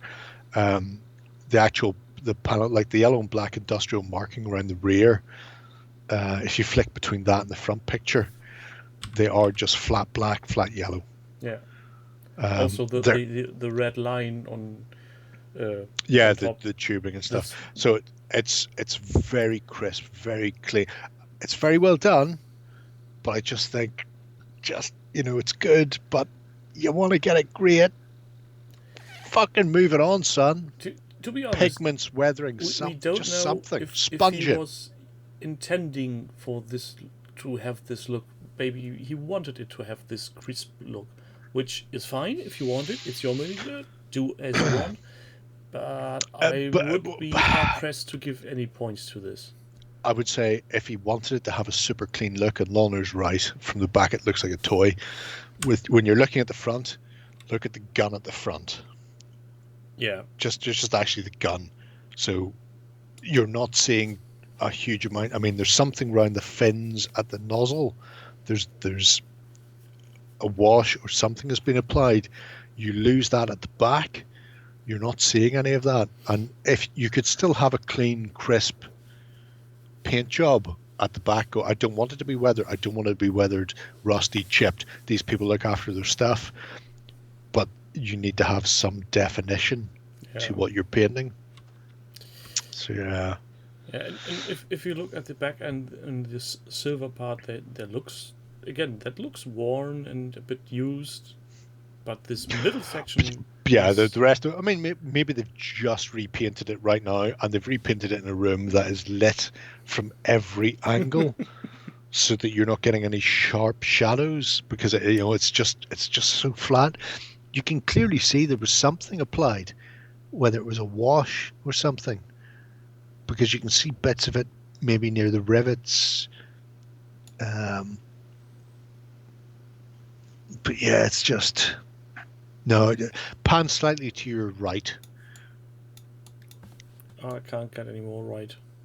Okay, no, that's a bit weird because we can't see the hatch, but we know there's a hatch because it was there before you zoomed in. You zoom out a bit. Right, excellent. Now zoom in just above the hatch. Thank you. It shifts to the right automatically. Oh, that is balls. You are the ball licker. There we go. Now we're cooking with gas. So you can see there's a bit of shading, there's a bit of something. Like Dan says, it looks like a pin wash between the panels. Yeah. Possibly that's what he's done. There has been an attempt, but it hasn't been there to. It doesn't define it. I suppose maybe it's the best he way went to too subtle on the pin washing. Yeah. Yeah, fuck, you need to slap that on. Slap it like a red-headed stepchild. Get right in there. So yeah, nice. Vermin Tunneler. Makes me want to build mine. It makes me want to find mine. I know I have 3 of those, and possibly even have the extended fucking crew capacity. I don't know where they are. I'm scared to ask this, but I need to know: is there any model in this contest you don't have? Oh yeah. There's a Phoenix coming up later that I definitely don't have. Exemplar because it's fucking ridiculous. Exemplar Redeemer, where is it? So there are a couple of pictures of the exemplar. There's one. Bretonian Pegasus Knight. Oh, was only one. Yes. Oh, I must just have imagined the second one. Bretonian Peg Knight. I want to say Mr. Wash has come to play. No, I'm not saying that's a bad thing. But when GW made these miniatures, they made them so there were big flat spaces to put transfers or paint your own heraldry on. In this case, he's just got a big flat fucking red shield on him. The wings, the horse itself is all quite nice. The pillar, can you see where I'm going with this? The pillar is quite nice as well. Leaping off there, it's got a good composition. The basing, I really like the basing at the front and the sides, and then you hit those 2 fucking aquarium plants at the back that look like somebody has taken 2 aquarium plants and stuck them onto a miniature's base. And I would like to say to anybody out there who's got aquarium plants for your bases, you can paint them. It's not against the law. Because all I can see, that's fine. Hold it there. That's great. That's not bad. Grey and red, I like that. Blue, grey, red, the tones and shading. There's washes and dry brushes. It's a good, solid miniature. And then you scroll down, and all I can see are those 2 fucking aquarium plants at the back. I can't see anything else. There's no pillar there. There's nothing at the front of that base. There's just those 2 fucking aquarium plants. And it's not even just the color. The way they look by shape is so out of place. But weirdly, because I think Mel's used these in the past, the shape isn't the main thing. It's they look so stark. They've got one shade, or like one shade with maybe like slight yellowing at the tips, but they have they've like a gloss finish to them, so they just stand out fucking massively. And if you own any aquarium plants, you can put them on your bases, put a watered down PVA glue over them, and paint them. The reason people don't paint them is paint doesn't stick to that fucking plastic. Put a watered down PVA glue. When it's dried, paint will stick to it, and you can repaint them, or even just throw a brown ink wash. Just give some depth to it, because they look like 2 neon fucking it's like 2 points of radiation stuck behind it. He's fleeing the radiated plants that are going to give him a fucking third nipple and cancer. That is what is going on. It would work possibly on a sci-fi or post-apocalyptic base, but not on fantasy. Yeah. Oh no, even I mean, if they were specifically a radiating plant in Fallout, I could imagine that, but they're just too jarring on that. If you just put your hand over there and just look at that top of the pillar and the rest of that Pegasus, that's not a bad miniature. Model-wise, the only thing that he's really done there is stick it to the, rather than have a flying stand right up the kidneys of the Pegasus, he's decided to glue the hoof to the pillar. So that's just, it's a very subtle bit of modeling, but it's nice, it's good, it works, I like it. It takes away from the plastic spear of death, but I cannot not see those fucking radioactive death triffids chasing him. So somehow I've got the feeling if this would be a miniature, an opponent would field against you, the moment he would look away, you would be tempted to rip them off. I'd probably just take the model off, especially if it's an exemplar fucking knight, because you don't want them running about the place killing your heroes and destroying your war machines. Probably best just to chuck it in the bin. The minute you can distract your opponent, smash that model, smash it and hide it. That's just rules to live by. Oh, here comes the Phoenix. This is the first. You will find two, Phoenix Dark and Phoenix Light. This is Phoenix Light. Oh, how very creative. I thought so. Phoenix Light is, I'm going to say, all right. Using too much flashlight. Again, it's not a photography competition, so I don't mind about that, because these are things I can't do, so I'm not going to criticize them. What I will say is, it feels like if it's not a lot of contrast, then there's a lot of washes and inks, and it looks a bit muddy in places. It is just a Phoenix. It's a brown bird with flames, but I feel, as far as the flames go, the flames start at a dark orange and never transition particularly well. So you've got brown feathers and dark orange flames. If this had had yellow to orange to black on the tips for the flames, you'd have got that nice progression and it would work a bit better. As it is, it's just very muddled, I think. Yeah, it's and the base doesn't help. Yeah, as far as theme goes, it's a fire chicken on a flat goblin green base with green flock. It is the bare minimum. If you were entering a tournament and you needed 3 colors plus green base for bare minimum painting, this is this model. This is a model I would have expected to see in games played 20 odd years ago. Yeah, I mean, it's a fucking beautiful model. I have 2. It's stunning. I think I used this in a jerry can way back when, showing people how to pin wings and stuff. So detail-wise, there is detail on that model, not a fuckload, because you don't want a fuckload on a fire chicken. You want to see chicken and fire. These are the things we want. And there you can see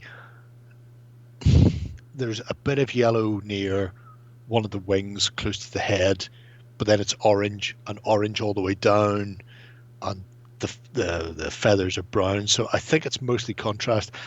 Yes, flash has probably blurred a bit out, but even if the flash has flattened some of that, the contrast is not there. You need to push it a bit further, I feel. So it's a solid fire chicken. You can fuck off as well now, fire chicken. But it's not mind-blowing by any stretch. No, it's yeah. It's a large target, you want to take it out, but that's about it. Asbestos, the wonder material. asbestos is what we all want to see. Like that medieval king who used to show people his amazing tablecloth that no matter how often he threw it in the fire would never catch fire. Wonderful. Next up is it Trident Realms Kraken. This is, I mean, this got into big simply because of the base size. It's an interesting little thing. I don't know if it's depth or contrast, because contrast and then a varnish would be very shiny. You know, could go either way. Could just been dipped. It's muddy, so it blurs the line. If it had been like a soft tone, it would have that look to it, or even fucking a mid-tone. Ooh, I like the OSL on his eye. Yeah. So Mr. Kraken here, it's Kraken. Decided to go with purple out of a blue ocean. Fair enough. I can live with that. You've got a nice, realistic, dare I say it, for a giant octopus. Realistic tones, and it goes from blue through to purple through to like a light flesh pink, and there's a good level of detailing in it. It's not all dry brush. There are some blends and edge highlights as well. It's also, that is the front of a model. That is the front of this model. In fact, oh fuck my hat and sack my cook. So that model is this model, and they've decided for presumably for Kings of War Armada, where there's a Kraken mission, and you can use this Kraken, but they've decided it makes more sense to have just that much of this Kraken actually being used. So they've resculpted it so it's pulling out of the water, which means they've cut most of the head away. They've taken some of the limbs off and had them as external limbs coming up out of the water, and then they've also added water to the base, so it's coming off it. So from a modeling point of view, there's been a bit of work done there to reposition that to make more sense for the ship game as well. Oh, definitely, Doug. I mean, you really should. To be brutally honest, now this isn't Mantic's Brush for Death. This is the King of Hearts. So this is one of the gaming clubs in the south of England who've run this. Mantic's Brush for Death is still ongoing, though. Having looked at this, I thought, fuck, if I'd finished my bunny halflings, I'd have won. But I didn't. I've only had a year. I'm a lazy fuck. Anyway, paint-wise, washes, dry brushes, and a bit of edge highlighting on the tentacles, and a nice palette, not over the top, but not bland, I suppose. The purple is fairly contrasting with the glowing yellow eyes, which gives you that sort of spot interest, because otherwise you've only got the purple and then the blue of the base, so it would have been quite stark overall. I quite like it. I like that roiling sea coming up. If I was a more pernickety me, I probably would have, after doing that, if I got it to that level, I'd have covered the base in a gel medium or a gloss varnish to get that sheen for the water, and then also run some like Uhu glue, some droplets, to have water drip, because he's just coming out. You want the spray, and you want the water crashing back to, that would have went fucking amazing. But it's a solid painting. I think for a display piece, that what you just mentioned would make totally sense. If he's using this as a gaming piece, this is totally. Oh no, I mean that's fine for a basic gaming piece, but even as a gaming piece, if you had water coming off those tentacles back onto the base, it wouldn't inhibit your playing. It wouldn't cause any issues moving or anything else, because you just keep it within the 75 mil square. You know, that's all doable. But you know, it's really it's nice to see, because I quite happily will play. I mean, the Armada ships are on that shelf behind me, and having that big fucker looming over them, he does look like he's Jesus Kraken, because he's walking on water, whereas this fella's decided that his Kraken should actually be, you know, unleashed, and is coming up out of the drink. And there's work there, and the basing is nice, the theme is good. It's a solid piece of work. Yeah, it's definitely an eye catcher. So, what's next? A legendary giant. Yep. So big he can't fit on screen. Yeah, he is the frost giant. Oh, it's just one picture. It is just the one picture.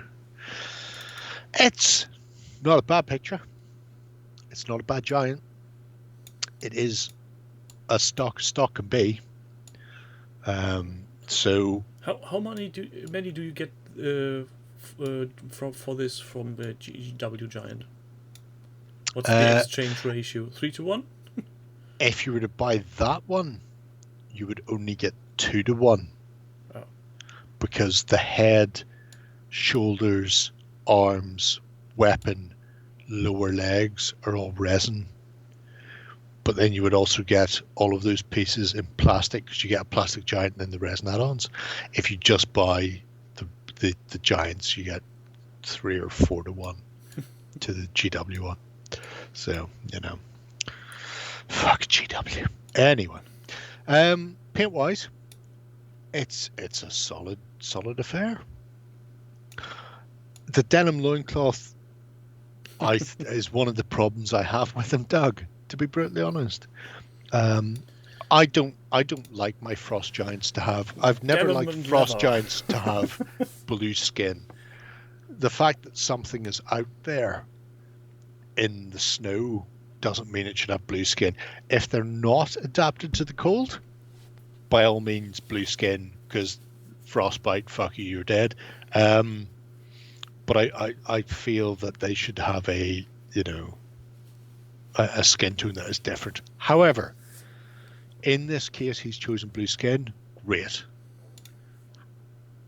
The fact that he's given him a blue loincloth, not great.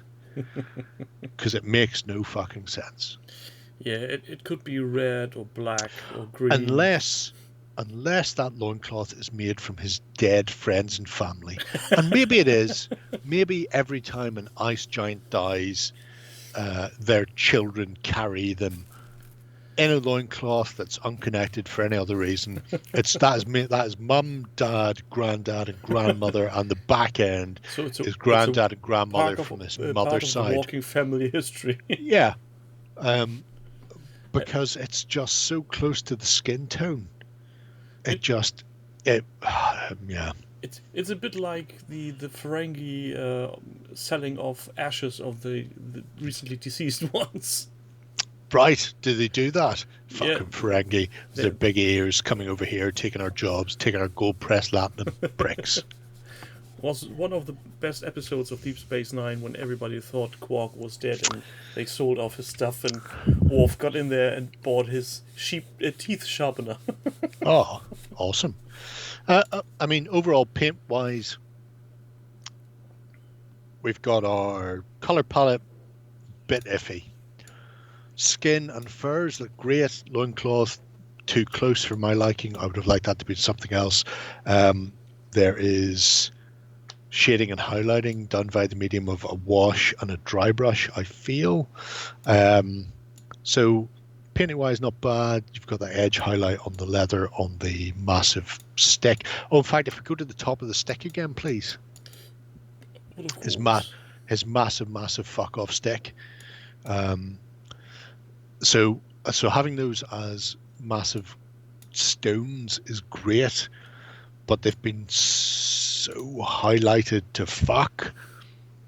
It's almost getting difficult to tell where his beard, fur, and head disappear, and the stones begin, they all have blurred into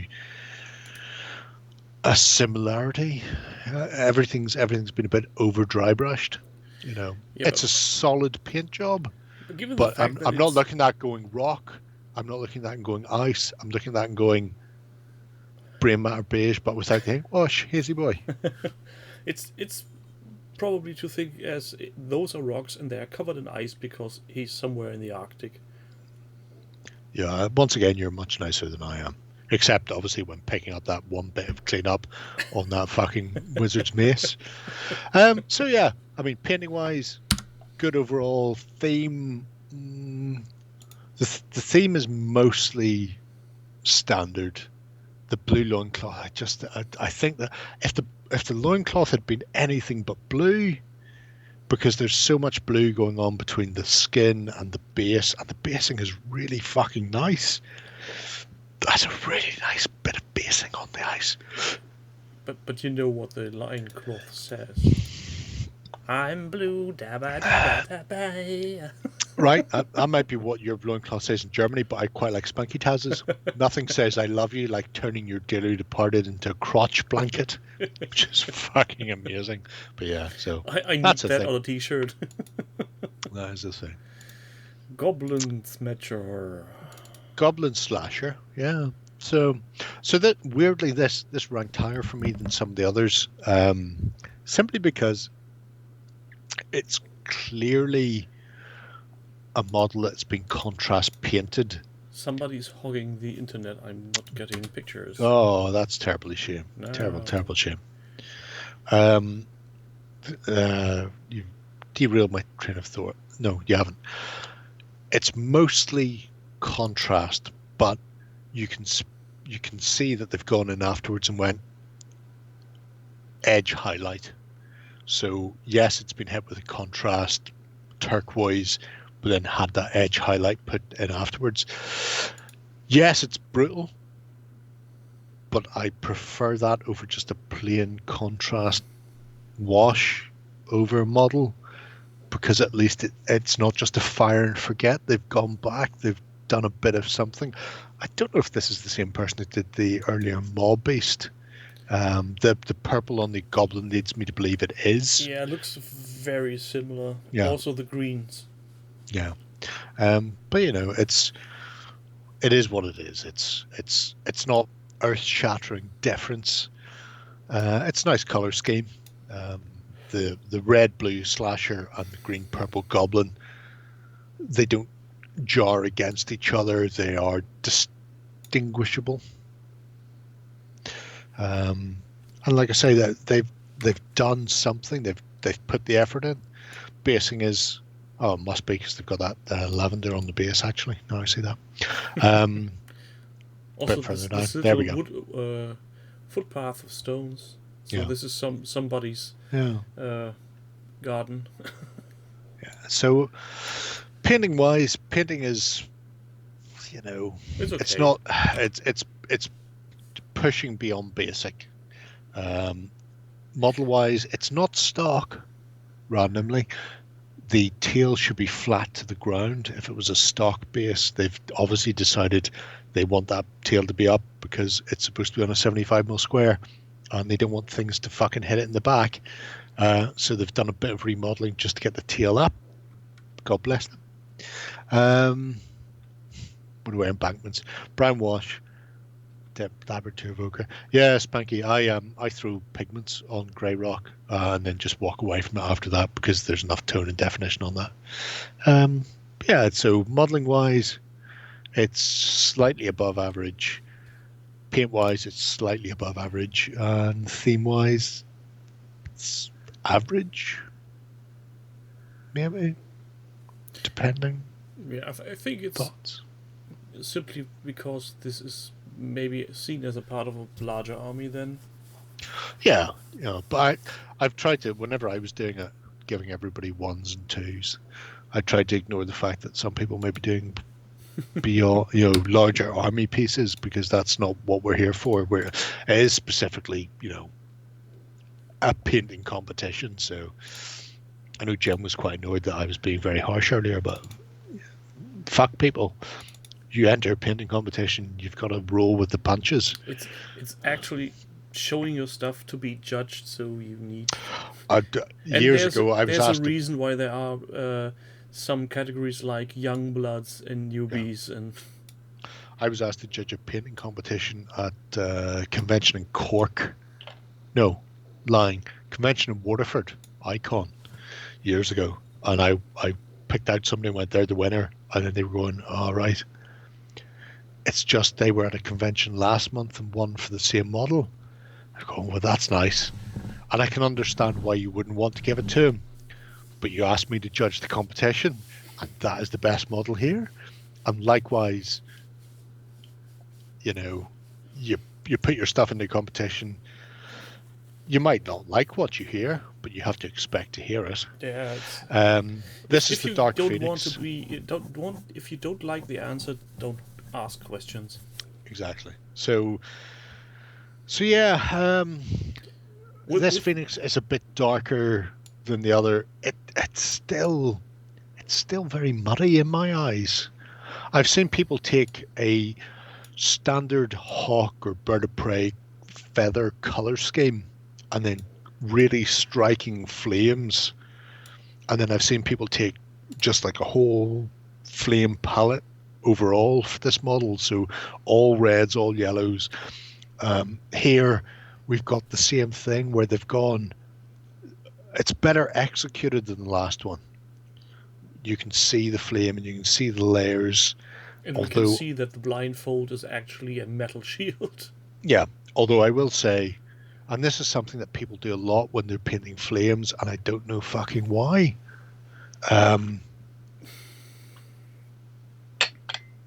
Here's a lighter. Here's a flame. That is lighter at the bottom than it is at the top, because flames go from hottest to coldest, and it goes fucking white to black where the soot is. And for some reason, when people paint flames on a miniature, they go dark to light. And once again, dark to light. So the hottest point of this Phoenix is the point furthest away from the model. And I don't know why people keep making this mistake, because heat exists. Flames exist, but it's a constant thing I see all the time. Yeah, but there must be some fundamental thing in it, because I know you are right, and I always need to remind me when I paint flames how to do it, and every time I need to look it up again, because I can't get my mind to the principle of starting with the brightest color and going dark. It's one of those. It's a painting thing, I think, more than anything else. Just because like Lorna said, we painters put the highlight on the tip and not at the base. Exactly. The guy, they didn't win the confrontation painting. He did a flame priest for the Dweg Home, which is a retarded name, but anyway, Dweg Home. He did a beautiful, beautiful job of doing flames on that dwarf, and it started really bright in the his eyes were the highest point, and essentially it's like just seeing a negative and reversing, just going light to dark. And it was stunningly well done, because when you're painting, you're not painting an actual source of light, you're painting a model, and you're trained, or over time you always go, highest point is the lightest, darkest point is the shade, and working in reverse is a bit of a mind fuck. The best way to do is to take a picture of it if you're painting anything with a flame. So if you're painting a Phoenix, if you're painting some cunt with a fucking torch, take a photograph and then drop them into Photo P, and then do negative, because there's like a negative button that will reverse it, and then that will go bam, and it will flip everything, and those high points on your model will all of a sudden become very dark, and then the darkest points of the shade will become blown out white, and you can use that as a reference. Likewise, if you're looking to do like metallics on something, prime it in a gloss black and take a photograph, and you will see these super fucking sharp highlights and then really dark recessed parts really distinctly, and it's a great way of doing it. Yeah, you can paint yellow and white, and then that all works. It's, I mean, and this is my, like I say, this is a painting competition, so I was a bit of a cunt when I came to vote for mine. Like I say, very few people got into green, no cunt got completely into orange. That's not a bad Phoenix. If somebody put that on the board, you would go fire chicken. It's only when you look at it you go, there's something not quite right. Oh, he's reversed the color. If the flame had been the right way round, This would have been stunning. that would have looked amazing, because the darkest points are currently brown and they're beside brown feathers. If you'd reversed it so flames were actually like the flame should be, you would have a bright yellow flame beside the brown feathers fading back to brown, and it would look more striking and not look like a brown chicken coming at you like Cleopatra. So, you know. Next up then is a total departure from fantasy. And also Yeah.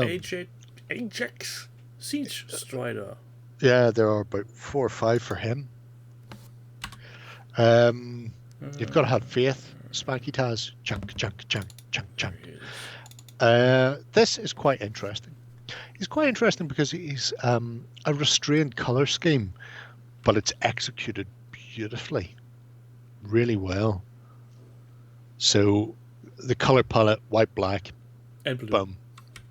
Can't go wrong with that. And then he's gone with blue for the energy. So you've got the 2 spotlights and the stabby punchy fist, and it's And the reflection on his window or whatever it is. yeah. So it's very well done. Not a huge amount of time and effort been put in here, and we've looked at things like this before. Like, I mean, with the rat guy, it was very crisply, cleanly painted, but it felt a bit at odds with what vermin are, because they're not super militaristic. I can't imagine vermin finishing a battle and going back and spending all night polishing their armor and retouching chips to get that super clean look. Whereas this Ajax Strider, I think is fairly spot on to where they're coming from. And I mean, it's not over the top. It's really nicely done, and you can see the transitions on the white and black are whores to fucking paint. And the fact that they've gone, I'm going to paint a white and black model, shows they've got the balls at least to paint a white and black model. So yeah, I mean, this is right up there for There me. isn't much to say because it's such a neat, clean paint job that you just take one to look at it, and yeah, there's nothing to be obviously criticized. There's no. Oh, it's always things to be criticised. You can Yeah, look but some nothing of the that- highlights on the black are a bit chunky. There's nothing that jumps into your eye or bites you in the ass. Yeah, no. I mean, as far as picking a color scheme and going, I'm going to go minimalist. I'm going to go white and black. 3 spots of OSL, and I always think of that triad for spot color, and they've just gone light, sword, done. Those are the only 3 points in that model that are not black and white.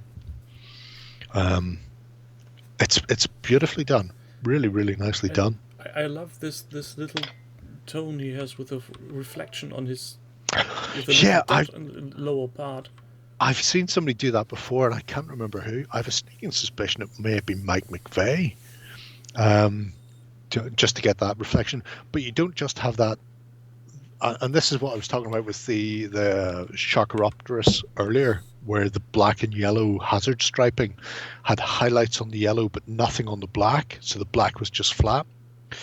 Here you've got the top of the visor, the top of the screen has a highlight, but not as high as the single streak running down. So the highest point on that side goes from blue to presumably pure white for that final dot on the bottom left, and then the top right has a slight fading. So you have that transition, that sheen, that overall canopy look, as if there is reflection on it. I mean, it's beautifully done. If I was a more bitter, cynical man, and I am, the base is a bit flat for me. They've done beautiful work on the model, and Hazy Boy's going to do Dead Zone for Spring Clean. I may dig out my Dead Zone as well, actually. I've fucking all the Dead Zone, actually. Now I think about it, all of it. Yeah, he's running across this broken base, and that's nice, but it looks like it's just grey and blocky and set. I mean, I'm not seeing anything else there. There's no... Maybe that's it. Maybe he wanted a neutral feel, but it just feels... I've got this bit of terrain that I'm going to stick onto a 60mm round base. But then again, I'd be hard pressed to think of anything that would be not breaking the miniature. It depends. I mean, Dead Zone is meant to be a sci-fi game based around something has gone wrong on a planet. So planet has had population, and then generally the plague has broke out, and they have to go in and close it down. So it could be a mining world, or it could be like Serenity, Miranda. You know, it could be a perfectly beautiful world. The fact that it's a very stark miniature, and then the base is almost as stark, if not more so. A single tuft of grass, a bit of tubing or piping, a fucking drain, something, a different color, just a little bit of something, just a right up there would have been. I can see the pipe or something like that, but I think green would ruin this. I didn't say green. Could be red, could be blue, could be pink. True. Could It's be an alien planet. It could be whatever you want, but it's just after such a monochromatic color scheme, having an even more monochromatic base is just too, not jarring, but too dull. Yeah, maybe it would have worked. My Strider won't be white. To be fair, I don't know where my Strider is, Hazy Boy. Maybe if it had been a base, my Strider will be grey. That would be something like a clean Unpainted. white surface, like you're running through a hospital. That would even look better than this gravel. Yeah, I mean, you could go full infinity, because that's the nice thing about Dead Zone. Whatever you have is what you have. So it could be like some sort of super sci-fi core world, and then fuck it right up. Yeah, that's... Next one, Duke of Thanks, Ancient Wings, Aurales. Alros So I'm guessing he has pictures. He has pictures. Pictures. I just realised we're only halfway through. There's two. Now, to be fair, the next two categories have less than these first two categories. So I'm was wondering for about the last 3 entries if I would dare to ask, are we there yet? hey, you can ask, are we there yet? And I'll get an answer. That's fine. Painting wise, then let's kick off with painting. It's not a bad color scheme. I have a feeling Mr. Contrast has come to play. It's not quite halfway through, Lorna. We're a little less than halfway through. You really think that this is contrast? I don't.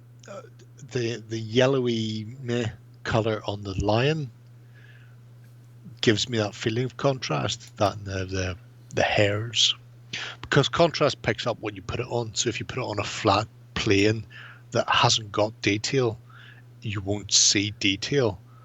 So you're not seeing much on the skin. You're not seeing much. Well, I say skin, fur. Because there's nothing there, there's just flat areas, and then where the knuckles are, you're seeing a bit. That's all right. Yeah, feel free to come on the YouTube and then just, insult him. That's what I keep telling Lena to do. Yeah, like 144 says there, like a wash, something. It's high contrast again. You can see it on the wings massively, Yeah. but the wings are so textured that I think it's contrast, and contrast pulls out those really deep crevices beautifully. But then on the actual lion, you don't see much.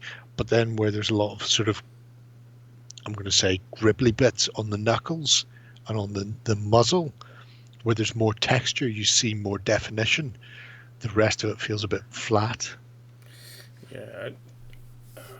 Metal coloring, yeah, is nice. I think it's just a silver and then possibly a brown wash over it, maybe. I don't know. I really fuck off heavy wash just to really make the bastard pop. And I feel if he would have shown the knight in the back a bit more, he would benefit it, because from what I can see on this picture, there seems to be a decent paint job on him. Yeah. The knight's colors are very striking. They stand out against the mount, because the mount is almost a background, like a canvas for the knight. It's an accessory. Yeah, I mean, like I say, it's not a photography competition, so composition is neither here nor there. But he's obviously thought the beast is a bigger part of it.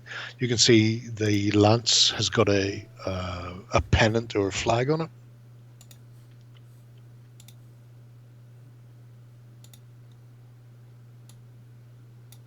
I have a sneaking suspicion it's not either. It's not painted or a transfer. I think printed. I think it's printed. Yeah. That's printed, definitely. So it's I think it's Grand Duchy of Austria. I'd go even so far as to say either he cut it from a book, because these look like print marks you get in the book. You see these little circle dots. It's GW, so it's not 28mm. It's probably more like 32.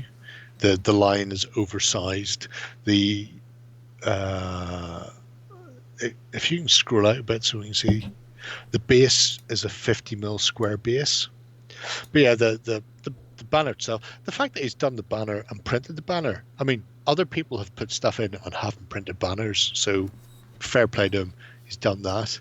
But that's a 50mm base, so you can probably guess that it's like 80mm tall type of thing. No, I don't think it's printed on fabric. I think it's just he's found a picture of one of those banners, and then when he's printed it, because it's gone, this banner should have this texture on it, it's just gone dot dot dot dot dot dot dot dot dot. So you don't even need to do texture. You don't need to do clever things like I did with hard light and photopea or anything. It will when you reduce it far enough, dot printers will just do that for you. Yeah, it is a good start. It's a good start. It's not flat colors. It's not just a single contrast wash. There's work's gone in there. There's time and effort, but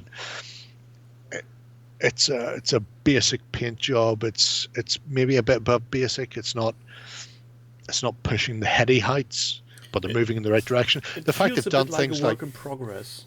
Yeah, the fact they've done eyes on the lion, for example, if you zoom in, Timberly, you'll be able to see that they've attempted to put eyes in, and I mean, I'm going to go out on a limb and say most of us here don't, because that's paint the hole.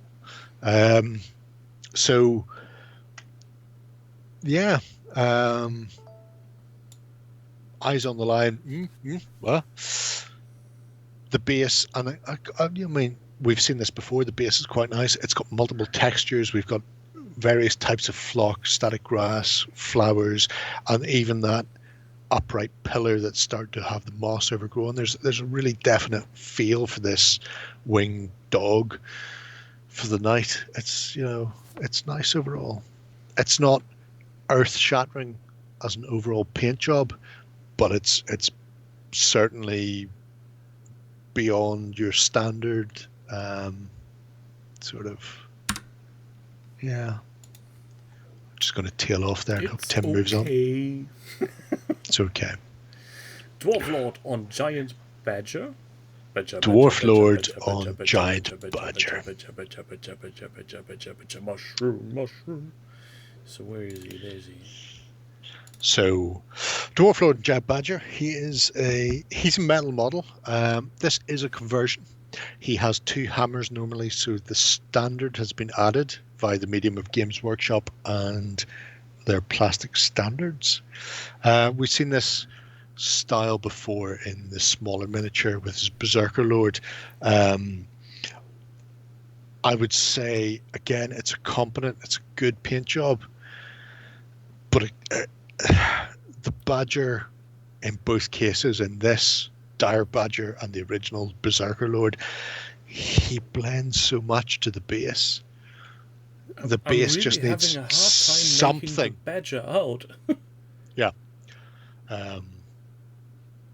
Oh, the crystal's lovely.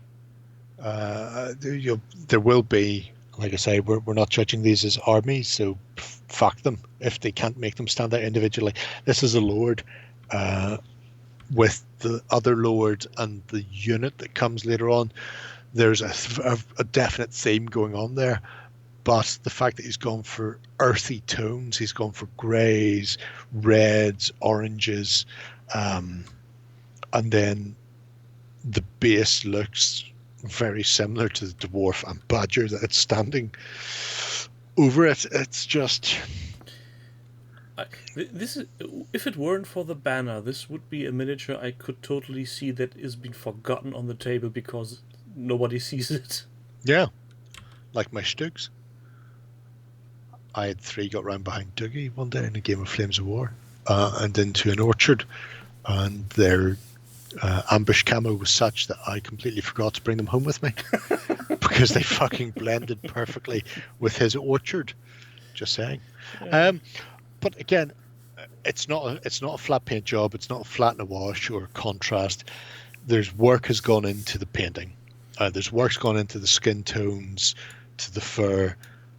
Painting is a solid level of competency. The banner looks nicely done freehanded, if yeah. Judgment serves. The central part, the winged hammer, is freehand. I think, if memory serves, the SEV type things may be on the model. I can't check because I sent those to Norway to a friend. Oh, actually, no, I sent those to Estonia.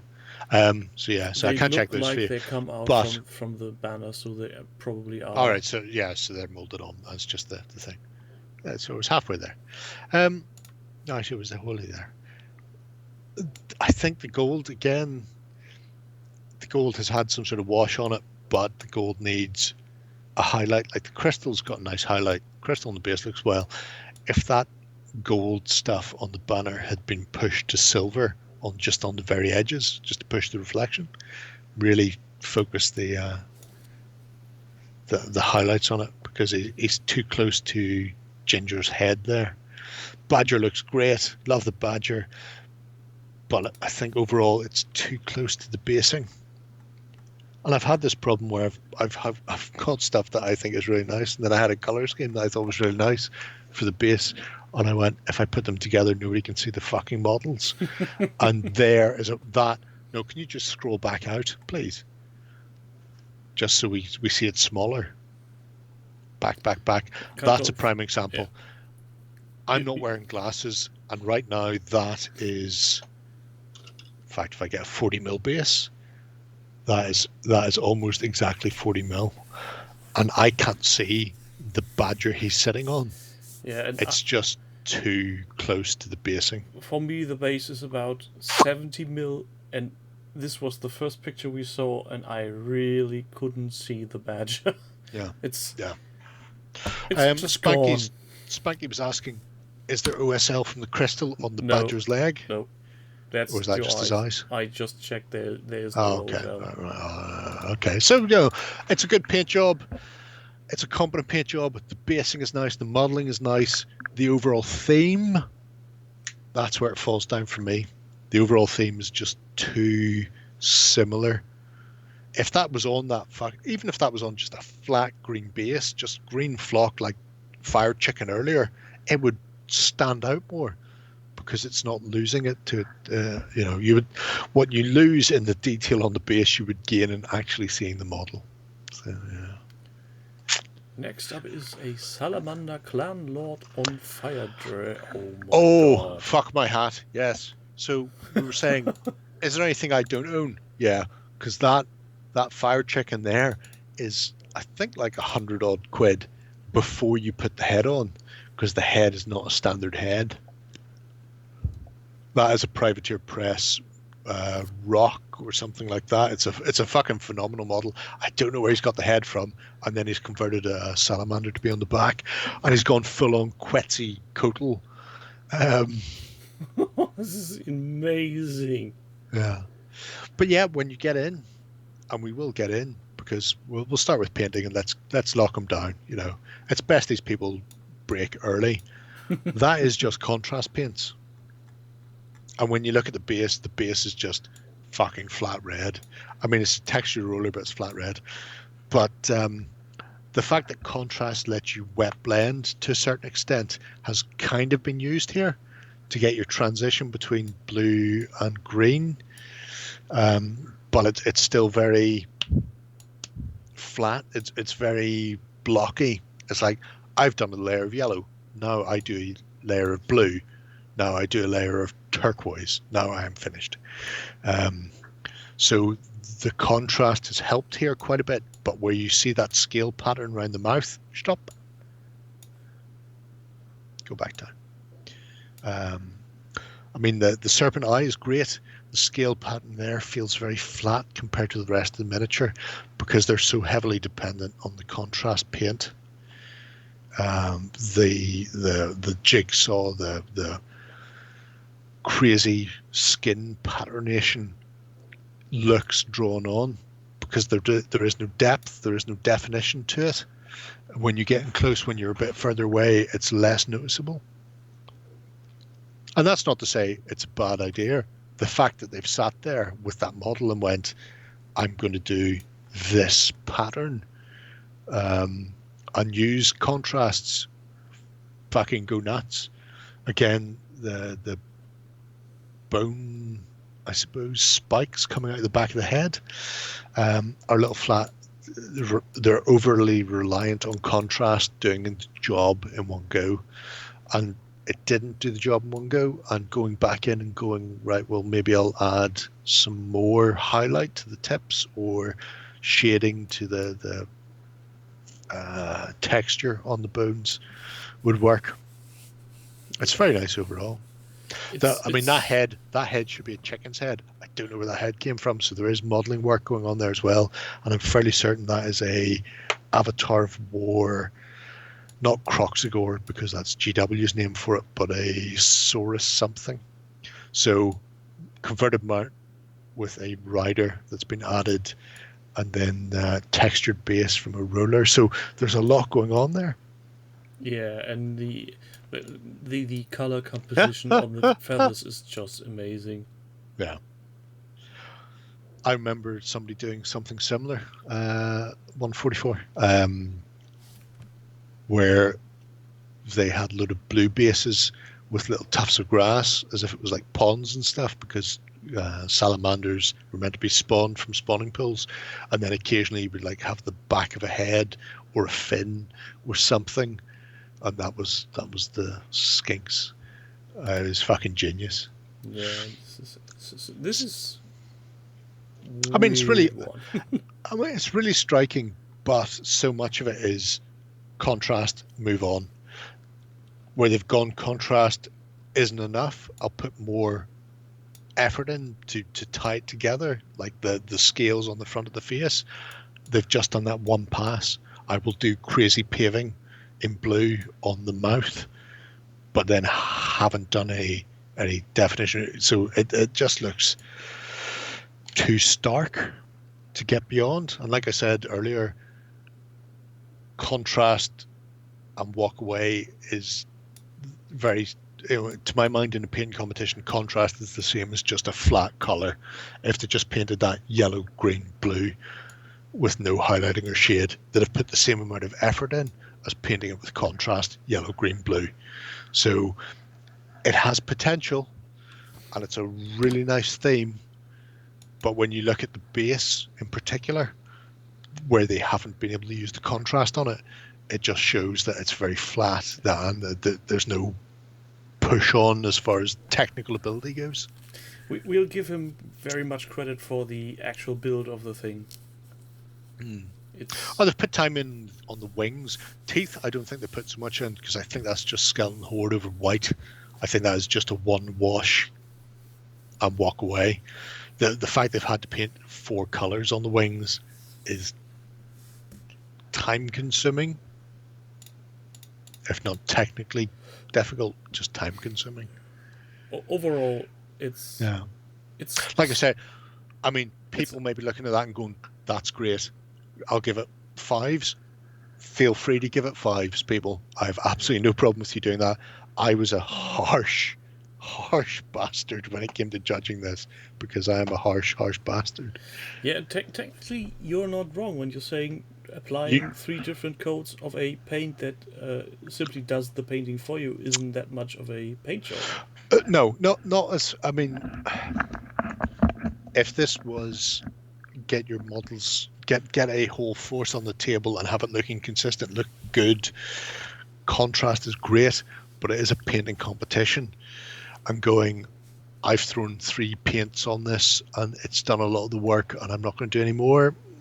You know, even going over and hitting it with the Bray Matter beige and then doing a final wash would pull additional highlights out or tie things together more. There are levels that people need to be reaching for if they want higher points. And I mean, some people may be given these 3s, 4s, or even 5s, and that's all good, because I'm better and had a much narrower definition is neither here nor there. So yeah. Yeah, maybe Dutch is right. He simply ran out of time, but we'll never know, and we won't care because we're going on to the next one. You know, these people are not. It's not their dissertation. They do not have to defend their model. They have presented their model, and we are judging them on that. You know, this is not here for a doctorate, and therefore they can't go this, and this happened because X, Y, and Z. We don't care. That would be interesting. Oh fuck! I would love that. Absolutely love it. I'll never do it myself because I never have a painted model. You know. So the next one is This is a Varangar on Frostfang. Can't remember how he's actually defined, but there are multiple pictures for him. Oh, you've already found them. He's very brown. He is very brown. It's another stock model. I have a feeling this comes from the person who did Matilda earlier. Yeah, the amount of snow is somewhat of a dead giveaway. Yeah. But again, there are parts in here. Oh, Atomic Mass Games, are they online? Should we go and watch them? Will they be painting something Star Wars? No, fuck them. Actually, no. No, Easy tiger. Tomorrow. So, recommended channel. So, starting with the color scheme, they've gone with standard steel for the armor. Can't really dispute that. The Frostfang itself, though, I've seen an awful lot of these done white, like a Tauntaun, or Wampa, so white, grey. This one has more sort of a grizzly look, so it's got that brown, black. If we can see one of the side-ons, full side-ons, if that's possible. There we go. So you can see here, it's not just brown wash done.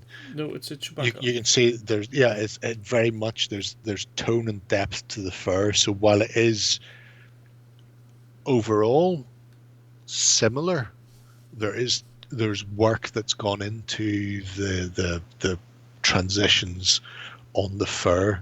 So we're not just seeing one flat tone or two, like a wash and then a dry brush in a different color. We've parts of the fur are slightly tipped in dark brown, black. We've got that ruddy undercolor, and around the muzzle, pushes back up to sort of a lighter skin tone. So overall, I think the painting is a good level of painting. Base face is impressive, yeah. More Escobar basing. I think they call that Fantasy Flight basing. But yeah, the model as it stands, the consistency of the painting as a whole is very good. It's not one trick pony. There's effort and time has gone into the painting. That frost axe that he's got, the reason it's blue is because it's a frost axe. So theme wise, he's keeping to the Mantic theme. If you didn't know he was keeping that theme, it is just a nice bit of a spot color to it, so he doesn't blur altogether. The fact that he is ginger and his beast is ginger is probably a bit close to the money for me. I honestly think like a super fucking blonde Viking beard would have been very good there. No ginger in it, just blonde.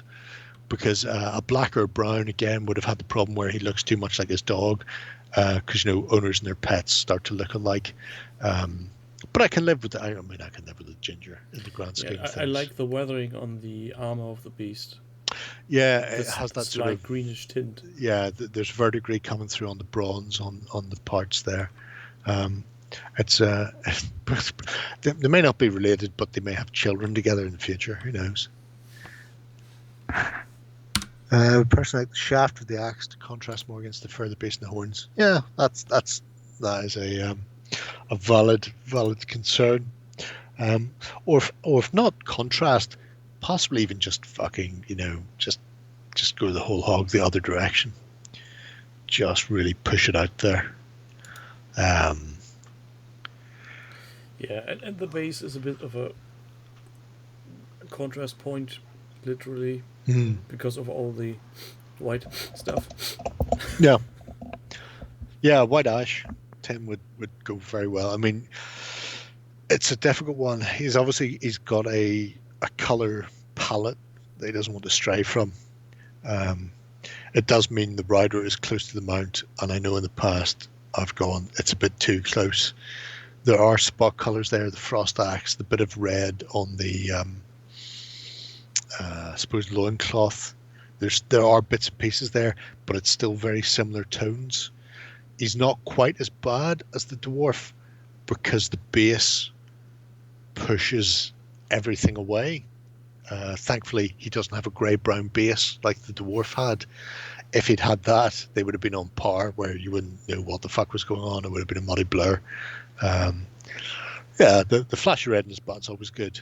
It's a good way to keep the other frost fangs catching you up because they love the look of it. So yeah. Wouldn't you know, we have passed the largies. Past the large. What's next? Ships or what was the other category? Next one's units. I think there's Units. about 10 units. There's not too many ships. We could skip ships if you need to get to bed, son. Oh, we're in for a penny, in for a pound. Right, tightly scripted half hour. Yes. So units, he says. No. The competition's over. This is solely down to voting now. That's the voting form. So Moloch's demons. I quite liked these initially when I looked at them. Red skin, bony horns. That makes sense to me. Horny Axes horns? are all good. Yeah. However, if you can pull up any other image except the straight one on, because I looked at it and I went, there's highlight, there's a bit of like there we go, that's excellent. So I looked at it, scrolled down to his chest, and I looked at the yellow, and it's all going horizontally. And I thought, well, that's like a not an edge highlight, but like something to define those striations on the gut, because there are those streaks around the chest. There is a pulling away, but then you look at the arms, and it's like they've done a wash, and then it's not highlighting. Everything just has horizontal dashes across it. They should go along the arms. Yeah. To follow the flow of the muscles. Maybe they've just decided that everything has this sort of yellow camo pattern on their skin.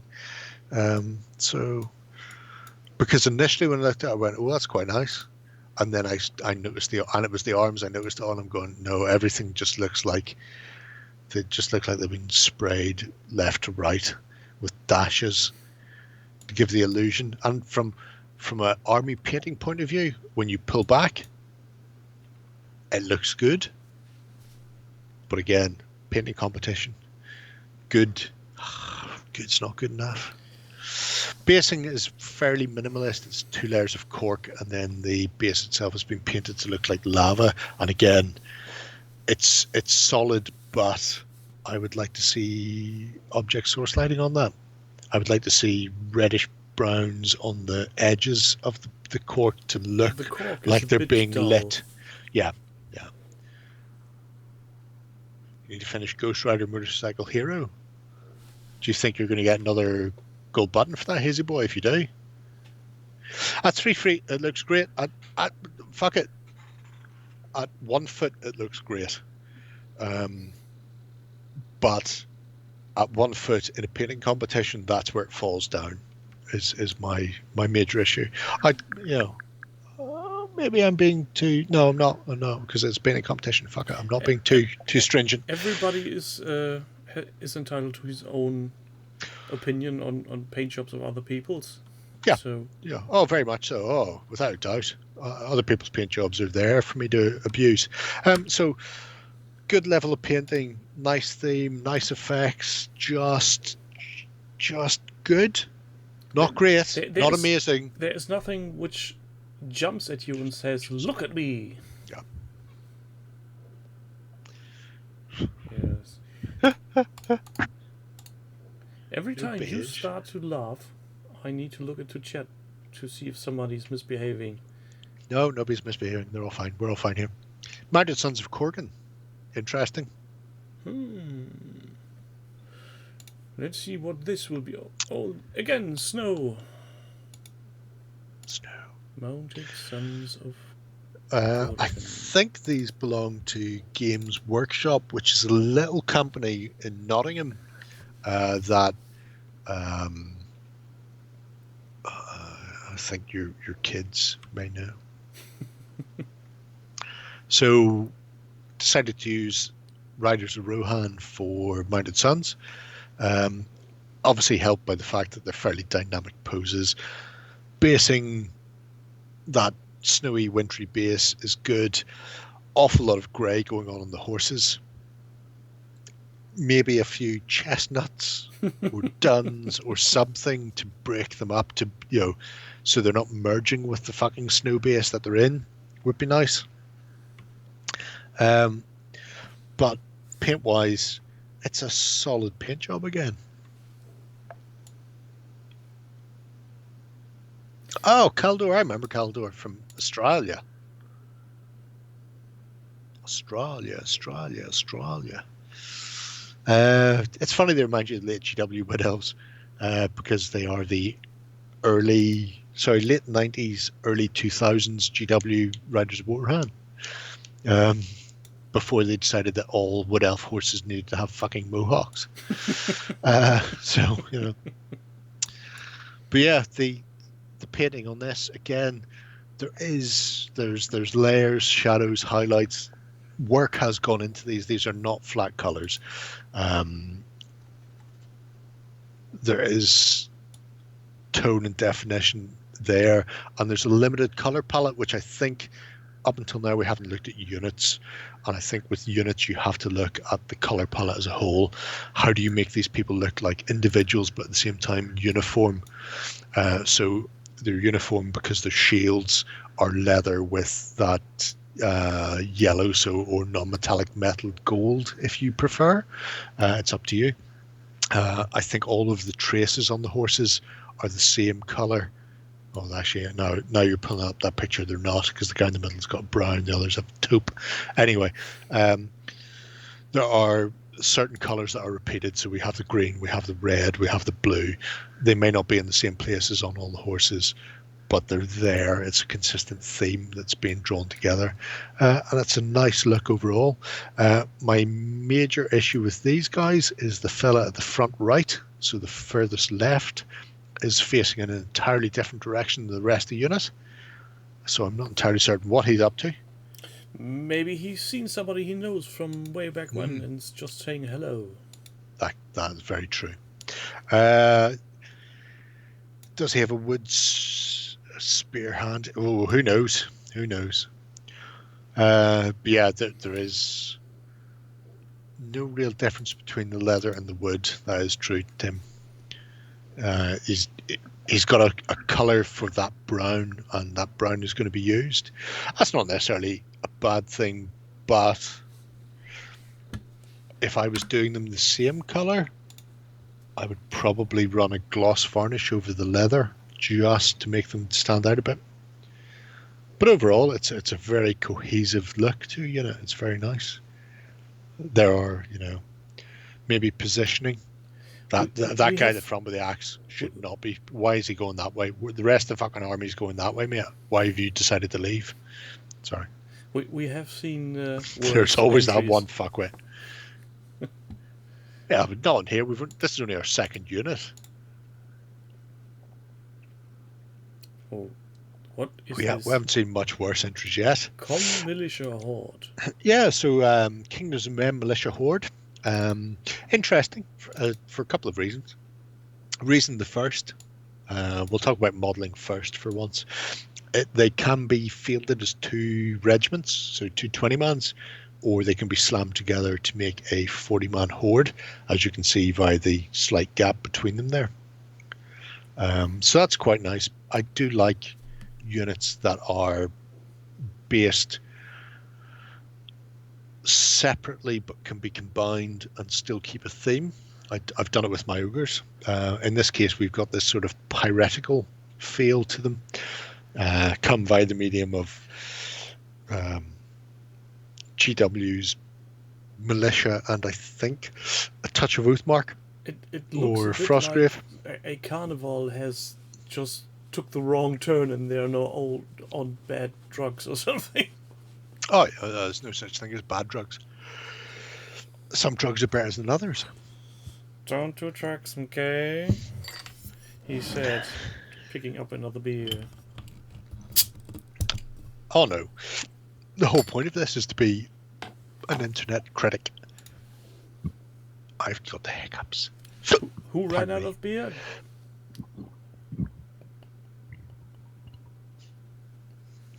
Not me. Not me either. Yep, think that fixed the hiccups. Color-wise, I don't mind the clashing riot because it's a militia. They are just a hoi polloi coming down to the docks to get the oranges, presumably off the traders. Or throw the tea into the harbour. Yeah, either or. I do think it's a bit washed out. It's a bit pastel. Yeah, and the one in the right front is a bit yellowy in the face compared Yeah, to everybody else. Maybe he's jaundiced. Maybe he's some form of Chinese or Asian in some regards, and that's why he's got that yellow tint. My father went very jaundiced when his kidney shut down, but true story, because I'd been living with him for a couple of years, looking after him, I hadn't realised his kidneys had shut down because it's a slow progression over time. You don't realise how yellow somebody is when you see them slowly migrate from flesh-coloured to yellow over time. Maybe he's got some sort of pancreatic cancer. Maybe. Never know. Never know your luck. Yeah, it's a jolly warband. Shall we say? Yes. We say? I'll say that. Mr. Cancer and his jolly friends. Yeah, it's. I think the main thing is overall the composition is nice. I love the modelling. I love the aspect that they're down at the dock stabbing people up, but they are. It's not pastel, isn't the issue I have with it, I suppose. It's that they blur, they fade together. there's no definition. So where you have that guy at the front who you think has some form of pancreatic cancer that's cut his kidneys off, his face, his cowling, and then the shield behind him all merge. Whereas if that had a like a black lining, a more sort of cartoonish feel to it, it would have taken away from his paint palette ish. Yeah, But it would define him as a model. You're losing definition of the actual miniatures in the crowd, but as a crowd of militia, do I mind people losing? No. I it's one of those things. Overall, I think it's solid. I don't think it's a knockout for painting. I think there's a level or two missing there, where you've got the shades, you've got the highlights, but there's just something where it's a bit Monet, it's a bit impressionist. There's a certain lack of pizzazz. Used to spray JCBs and they came home with that colour. Probably that, yeah. Cathay Blush. Cathay Blush is a fucking great name for it. Gekota Warriors Horde. These do look interesting. These are poppy. You will not find another picture of these, so don't bother looking. Delete. Yeah, I'm sorry. These look interesting. They do. These are essentially skinks. They have very distinctive eyes. And why are they all walking in puddles of cream? Walking in puddles of cream. That is watery froth from where they're running through a water feature.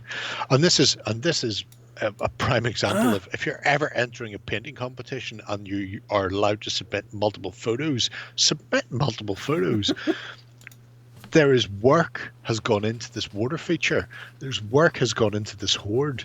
And all I see is somebody stepping in the bird shit. And then a German comes along and says something about bird scat because they are so scatological. It's not funny. But, Doug MacLeod does need to be fucking trucking in front of them with a rifle. It's a nice set. They are mostly blues and greens, which I can accept. Lizards, blues and greens, fine. They've got that serpentine look to their eyes. Shields are consistent throughout the grip. You may notice, as are spears, so they all have the same, I'm going to say, cast iron with verdigris feel to them. I'm not sure why. I mean, they're all shopping at the same blacksmith. They should be reddish on the shield, but they've gone with greenish on the shield instead. Maybe it's not Mel. Maybe it's something else. I do like the armor, the wristbands. You get that contrast. And this is what we've lost on some of the others, where they've got possibly better paint jobs, but the contrast wasn't there. Whereas here we have that contrast. You have a decent paint job, greens and blues for skin, great. But then you've got this stonking black shields and these bright reddish orange leathers on them that really set them off. So overall, it's a nice cohesive force. I do like them. I wonder what a monster would look like for this army.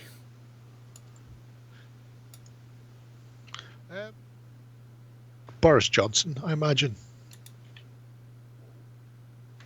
What? What? Who?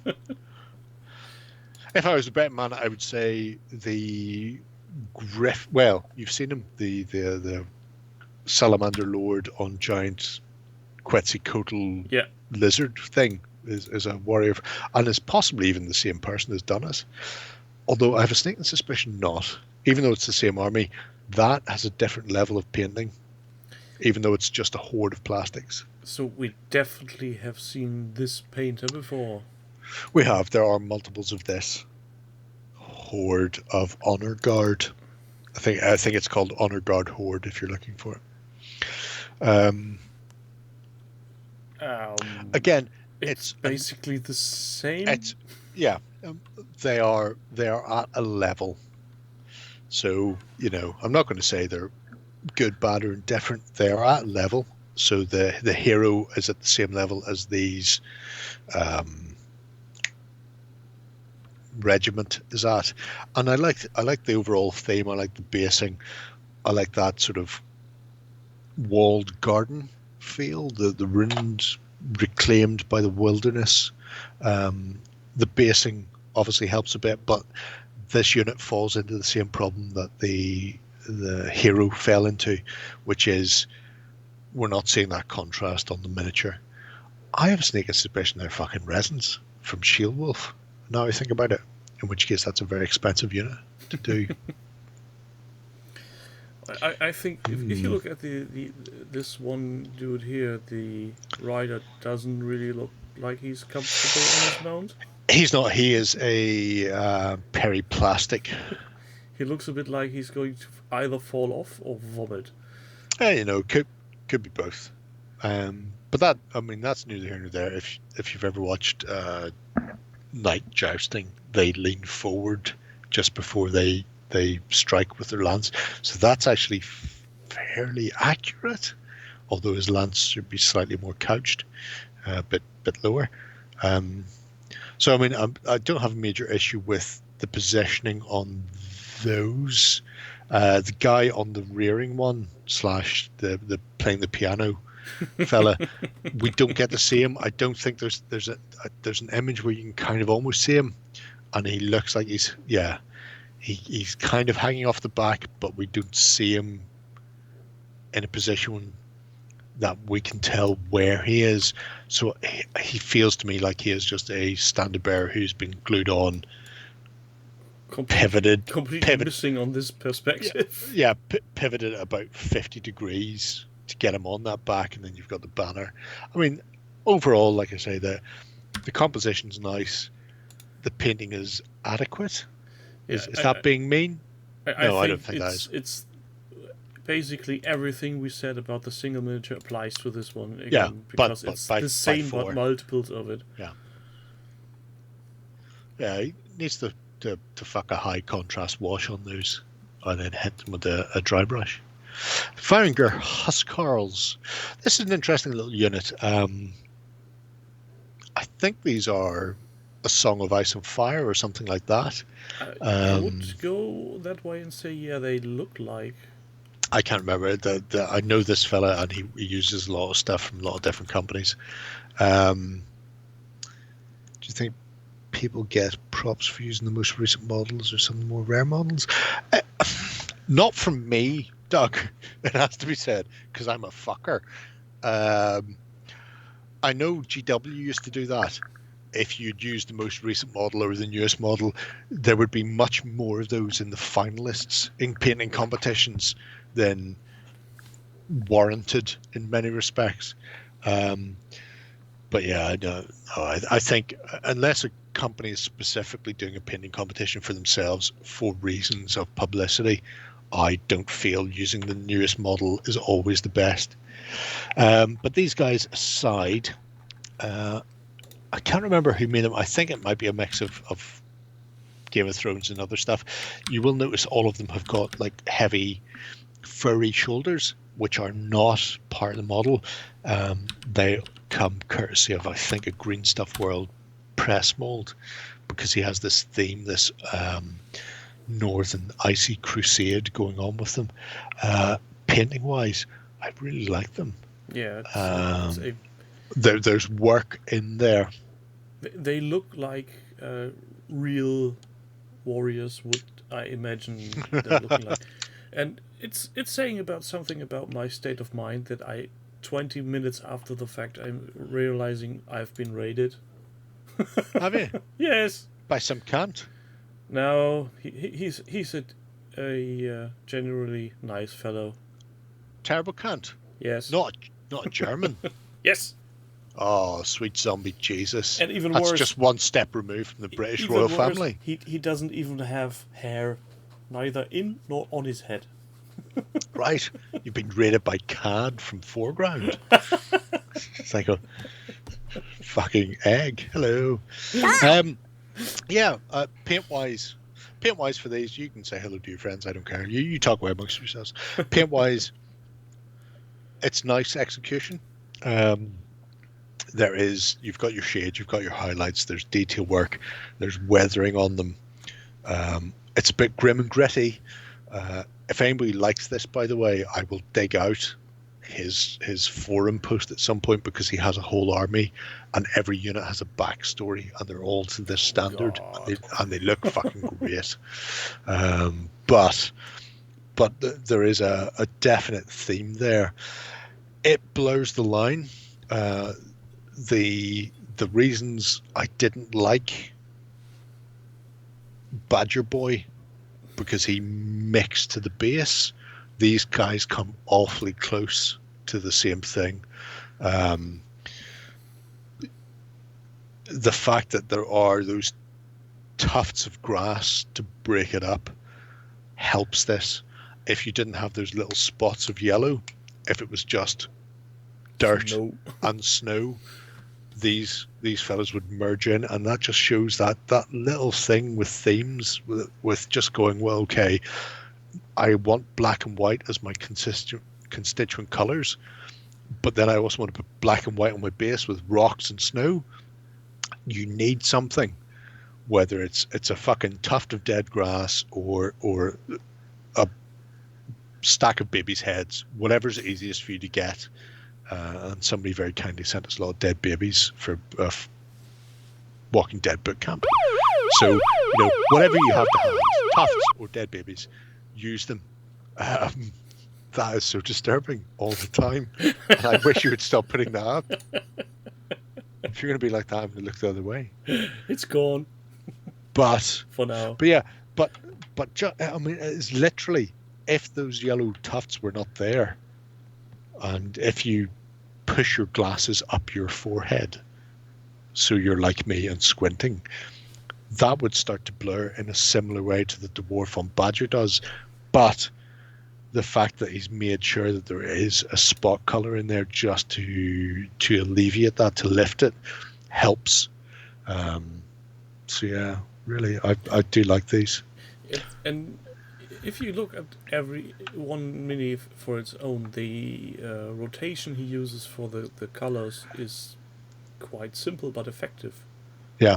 Oh yeah. It's definitely, I mean, and you get things like the red that is used in the rust on the shields, or the rust in the chipping, is also the red brown that's used in the leather for people who have leather. So, and we had this with the Riders of Rohan, where the brown for the wood was the same as the brown for the leather, but it looked the same. Whereas here, that is distinctive as rust compared to the leather, even though it's the same color. So you've got the same tones running, and you don't have jarring differences in it. It's a more what's the word I want to use? Cunt? It's a more mature way of using it. They know how to apply the colors, and even though they're using the same colors, to differentiate them by their application, I think is what I'm looking for there. 144 artist, if he hadn't gone back to school, kids could probably explain it better. The musician can't blow his trumpet? He can't, because he's got a helmet on. We used to say this about skeletons. Why do skeletons carry trumpets? They've not got fucking lungs. They should only carry drums. And guitars. Don't see many. I was going to say, don't see many skeletons with guitars. I have a skeleton with a squeeze box, which is nice. Speaking of skeletons, Horacy, and he teased again with his Scully Bob Kickstarter. Oh fuck yeah, he's done crossbow. Yes. And yeah. The funny thing is why did I say I want to suck his cock on Facebook? I think I restrained myself. I don't think I did. The reason why I'm bringing this up, when I first saw only the miniature he did without the crossbow, I was under the impression he would make himself play a guitar, because the posing totally fits. Oh, he's got a guitar. If you've not seen the guitar is fucking amazing. because he did a flying V. I can't So wait for there's that one with a Kickstarter. flying V and doing the fucking horns. I was going, fucking do it. I need him to start this bloody Kickstarter. We've been waiting for him since last year. Every now and again, whenever he's a bill to pay, I just throw him, £100 and just buy whatever the fuck I can. Dwarves. So you may recognize these from Berserker in small miniature, Berserker in large miniature, and now we're looking at Berserkers in unit. And quantities. And again, same problem as before. Slight same problem as before. Less so on these because they have the red and white. So we had it on the flag for the Berserker Lord. On the flag. Because he was waving it. Flags. Here we have it on the shields, which helps a lot. I think the fact he's got the crossed hammers on the banner, if that was replicated on the shields, that'd be really good. I do think those bases, if those bases were anything except brown and grey, the same as the dwarves, it would be fucking great. Flock, static grass, tufts, any of those, just some. I mean, it's like looking at World War II miniatures, going, I can't see them because they're camouflaged, and you've taken a picture of them in situ on a base with camouflage fucking stuff. Yes, it's possibly accurate, but at the same time, doesn't help us. No. Well, Skellies can't have Macarenas. Tim has proved this via the medium of Rune Wars. What? There was a skeleton hero for Rune Wars who had 2 axes, and Tim went, "This guy's a wanker, and he's holding his axes like a wanker. And if I cut him off and then replace them with 2 blobs of green stuff, he can be having 2 Macarenas instead." just shaking these Macarenas. Great.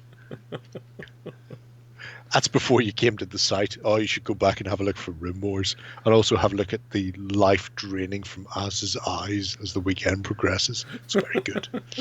I don't know if I really want to. Oh no, you definitely want to do that. Please press on. The weekend was great. Yeah, I mean, Nameless Recon Force. Yeah, so painting was good. Blah blah blah blah blah. Yeah. So this is for Dead Zone. Cthulhu space mutant creature slimy things. Really nice, actually. One of my favorites as far as a painting point of view goes. And we've seen this with the vermin.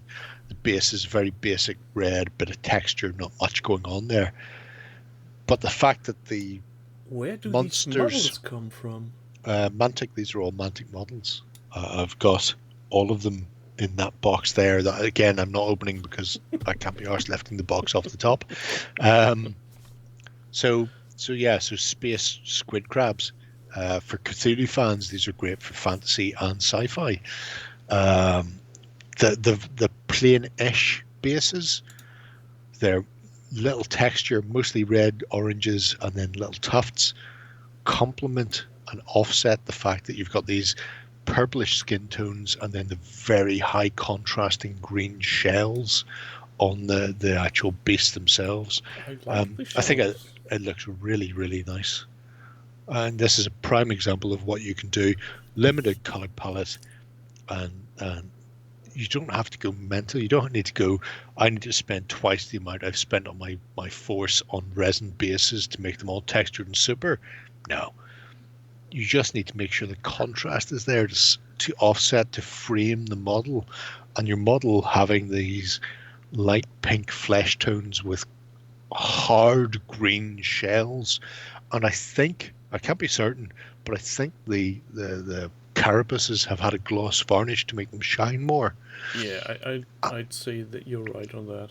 And then just the red-brown bases, very simple, very plain. You don't need to do much.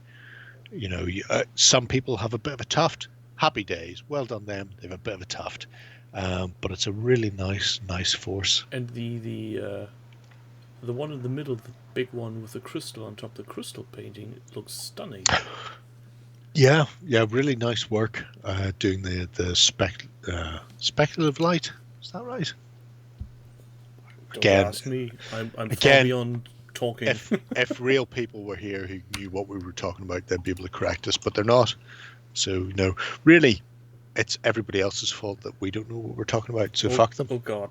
Somebody posted a Beast of War link. That's Tim showing his Macarena Dreadnought. Oh god. Oh god, do I?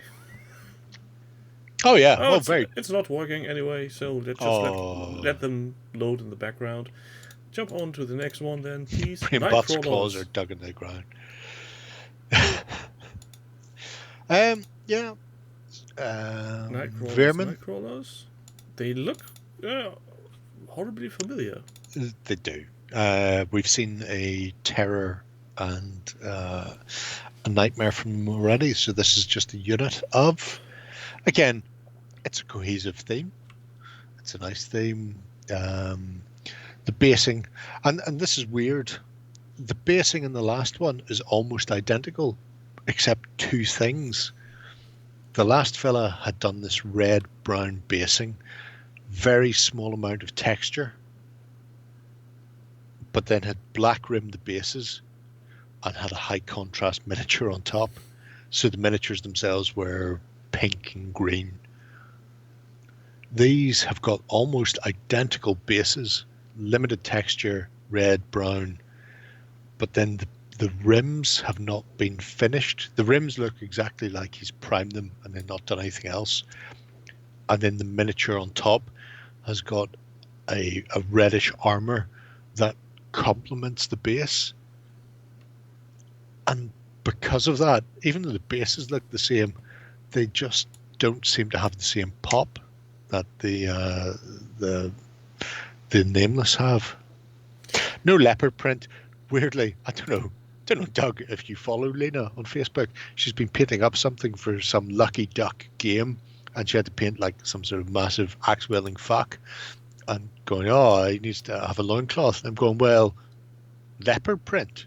Going, but he's got like purple lava armor, and going, but here's the picture of him from the game that he comes from on the mobile. Going, well, you can't see his loin, so leopard print. So eventually she knuckled down to leopard print. So animal print is win. So yeah, a very solid paint job.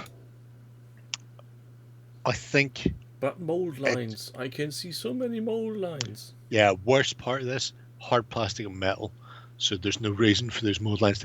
I will give people PVC a pass because apparently me and 4 other people in the entire world know how to clean those completely.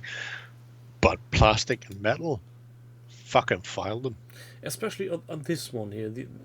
Straight through a flat surface that would annoy the fuck out of me. Well, it does.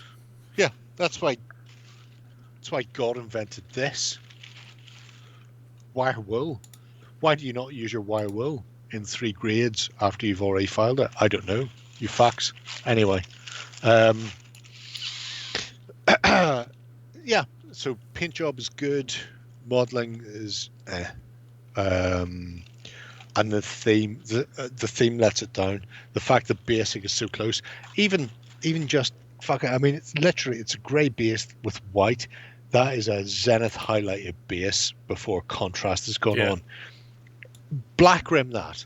I know people say I don't like black rimming bases, it looks so 90s. Fuck it, it will set those models off better than they are now. And 90s base would have been goblin green. Everyone knows that. No, but they would have had black rims then, yeah. You're too young. So now we have some Makarachi. Oh god. Mariachi Rune Wars. I'm just saying. Now, I'm just going to point out, Rune Wars went under because they didn't have a mariachi undead. If that had been a model that people could buy, more people would have invested. Just saying. Oh god. I think this is proof why I feel so at home on Beast of War now OTT. It's full of loonies. Did they? Who hated you? I think I'm going to watch that video tomorrow on work. Oh, that was a great weekend. Trying not to Fuck, fall I'll asleep. tell you how good that weekend was. My friend Clive painted an army for the first time in his fucking life. And Clive has bought armies and paid people to paint his armies. Clive has never painted an army himself. That's how good that weekend was. That's saying something. Just saying. Yep. Siege breakers, then. I painted a model. That's how good I was on a hobby weekend where we were doing nothing but painting. No, don't stress it. So good. Sophia lives. That is a shield wall. That is a It looks like horde a door wall. That is literally ogre shield breakers, ogre siege breakers, because shield breakers are dwarves. So these are heavily armored and armed ogres. At this point, Mantic hadn't released a miniature, so you had to convert your own. Mine are behind me. Oh, mine look fucking magnificent. Someday Lena may get some shields. She won't. This guy's decided to find Hello, a medium Lena, of, by the way. yeah, find a medium of just saying. Where are mine? There's one there. Look at him. This fucking shield and stuff. What I've converted. Can't see it. Well, this shield is super fucking textured, but you can't see it. And then the back of it is all plastic card, like wood and stuff. Anyway, so great, fantastic, smashing. He's decided to do it using Dungeon Saga doors. Which looks awesome in a way. Yeah. Oh yeah. Impractical, but awesome. They have a six up defense to the front only, and that's because they're carrying doors. So as far as modeling goes, madness. And then he's taken a chariot blade off one of the wheels and put it on the center of the door so they can stab it into people's faces. Fucking amazing. I will say, as far as color scheme goes, holy shit balls. Because at no point would I may have gone blue skin and I may have gone ginger beard. I would not have coupled that with green weapons. And pink cloth. Oh, the pink cloth is, that's the cherry on top after everything else. It's literally it's a cherry to pop. So I mean, it's one of those things. Painting wise, the painting it's not a flat color. I don't think it's contrast, but I do think there's possibly multiple tones or layers bevied up on it. Because if you look at the sword with just behind the central fella's face, can we zoom in on that? I guess we can. They're not trade crate doors, they're actually doors from Dungeon Saga, so they're hard plastic, which means they're easier to mold and model. I mean, there is work has gone in to getting the edge highlight and having your tone differential on the edge of the blade compared to the flat of the blade. Work has been done on these. Yeah. It may not be a work you like, but work has been done. I can appreciate the energy that went into these. These don't look like something he knocked out just to make something for a competition. This looks like a drug-induced vision he had at the painting table. That too. But in the grand scheme of things, I have no problem with that. As far as fielding a horde of ogre siege breakers go, that's a fucking way to do it. So yeah, painting wise, it's good. It's not great. It's not amazing. It's a good paint job. Yeah, but he's done blending. He's done the theme. Oh, I don't know if I could cope with that theme. It's just, let's say it's jarring. He does so many things over the top right that you're not looking at the paint job anymore. Yeah. If this I thing know what is you mean. at the center of the table, I'd be hard pressed to be either scared for them coming to me or just laugh my ass off. To be fair, if they were in the center of the table, I would be less concerned.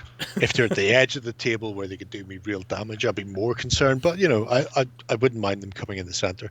But no, I mean, modeling wise, shield replacement, the basing has got that transition from wall that's been broken down that has like that wild heathery look, and then the other side fucking dead land or whatever that happens to be on the other. You know, there's an idea, there's a theme, there's a consistency. Painting is there or thereabouts. The colors they've chosen, obviously they've chosen them for a reason. They like that reason. I don't like that reason. But yeah, there's a lot to be said for it. Yeah, I think the base is really, really fucking nice. If you'd looked at my how to do walls tutorial with like one spray, two pigments, and a wash, you'd been fucking minted. That base would look amazing. But yeah, green metallics is no, I draw the line. Ogre Palace Guard. There's a few of these. And here we have an example on you can do a static grass base, but it won't deter from your good from the miniature. Images. Yeah, this is an interesting one. This is the guy who did the weird one-off. Fesliyan Abyss, yes. Again, we run into a similar thing here, and the issue we run into is it's competent to an extent. If we stop there, can we go back one, please? Modeling wise, these are resins, so there aren't a huge amount of mold lines on them, but you see the very closest bottom left ogre. His glaive is almost like a fucking C-section around him, and the others fare no better. So yeah. I think modeling, you have to go, he's done the bare minimum. He's cut off the tabs and glued these together. And likewise... Oh, and then the middle one is even worse. That goes... Yeah. It goes in and out. And likewise, painting beyond the base metallic color, which I'm positive is a black undercoat and then a dry brush, because it looks the same on the other one. The gold is flat. The red is flat. The blue is flat. The colors are in the right place, but there's not that step beyond getting the colors in the right place. Yeah, they look more like toys than miniatures. Yeah, it's you know, it's a good gaming unit. You can do that. He's done a bit of work getting the printed banner on, which is quite nice. You know, there's thought and effort in there. But just that next level, the execution just needs to move on from there. Yeah. Next verse, same as the first. Yeah, the banner's nice. Salamander Warband. I have a feeling, I have a sneaking suspicion the guy who's doing the abyssals, I think it's a young teenager. It has that feel for me. Yeah, like somebody who's painting. Yeah, if they're not a teenager, then they're just new into the hobby. Salamander Warband. This is actually quite an interesting mixture. These are GW, Forge World, and Mantic. Color-wise, there's a consistent theme. That's a good one to stop on. Oh, actually, no, that'll do. You don't even have to go back. So that is an Orc Shaman. That's Nazgub from one of the... Yeah, I was wondering, the posing struck me as, I've seen this guy before. Yeah, I have him in both miniature form and massive fuck-off GW Forge World statue form. So he has replaced the feet with clawed salamander feet and the face with a salamander head. And in doing so has done it in such a way that you can't really notice that he's just glued a plastic salamander head on top of where an orc should be. So model-wise, that's not a bad job. You know, Can't really argue with that. No. No. All of the basing is some form of texture base. So we've got this coherent theme for Salamander Warband. They're all in this grey cobblestone. They are all a greyish red colour. So I suppose the caster is, putting them onto Dungeon Saga tiles is a bit, everything's fucking red.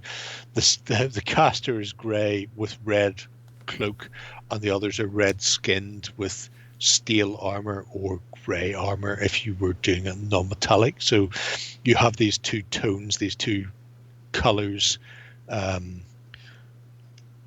coming repeatedly through on the models, and model wise, wash, highlight, standard stuff. It's good. Most of them are stock. There's a few. I mean, the guys with spears have had the spears added. The salamander on the cavalry mount has been added to a GW cavalry mount, just to mix it up. So there's a bit of conversion, a bit of modeling going on there. It's not earth-shattering. It's what we used to call gaming table standard back in the old. It wouldn't get in the cabinet because we had higher hopes for the cabinet, but it would certainly, it would go on the intro table for kids to steal later on. That's how these models would be viewed. You're really harsh. Oh, you think that's harsh? Some of the fuckers who enter competitions these days would not have got in the Belfast store's cabinet. There was a limit, and if the model wasn't good enough, it didn't go in that cabinet. And people were told to fuck off and paint it again. Sparky, we're looking at you. Paul Hicks. Don't know if Paul Hicks is still at Warhammer World as the manager. He was my fucking part-timer in Belfast when I was manager. And he couldn't paint for shit. And as far as I'm aware, still can't paint for shit. Anyway. Flame colours are better, yeah. Yeah, they do look correct on this one.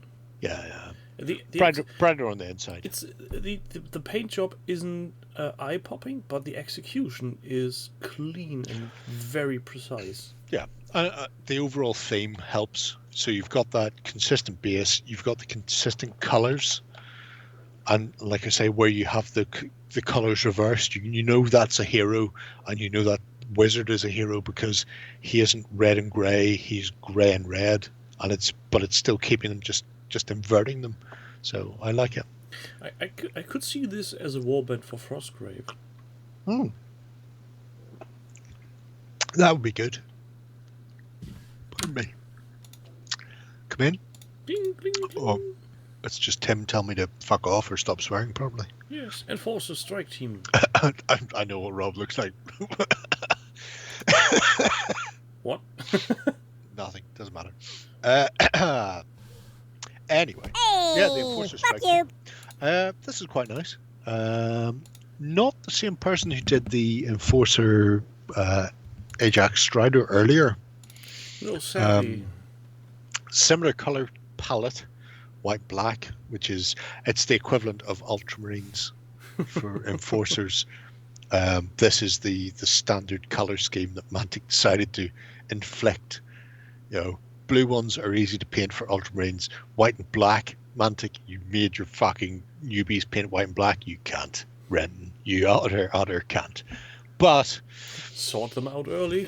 Oh yeah, separate the wheat from the chaff. Anybody who can't fucking paint Enforcers can fuck off and paint some Ultramarines. It's a nice little squad. I do like the fact that he's gone the extra step and done the modelling on the bases. I've seen those before. I think they may be micro arts. Could very well be. Micro Arts has done a lot of bases in the last few weeks. I imagine so. It's not as well executed as the single Strider, and when you get up close, you'll see that. I think there's a lot more contrast going on, and maybe contrast with additional highlights to help. So I mean the visor on that Strider is a bit crunchy. Yeah, it looks like somebody smeared some chalk on it. Yeah, You know, those are. Glad the flame discussion came up last. Oh man, imagine if you'd fucked up Ghost Rider. Dan would have got a golden button before you. That's how that would have worked. I'd have looked at that Ghost Rider and went, "What's Dan done? Nothing. Fuck it. Let's give him another golden button for the last thing he did. I don't care." So I'm pretty sure that's how it works. At some point, I'm going to rename this show as the Golden Button Preview Event. Ben hardly ever lets me do it now. I used to send him stuff and go, Ben, these are golden button entries. Now I keep going, Ben, these are golden button. I've already picked them. Oh, well, that's no fun, Ben. That's how Lena managed to sneak in, because I never would have fucking nominated her.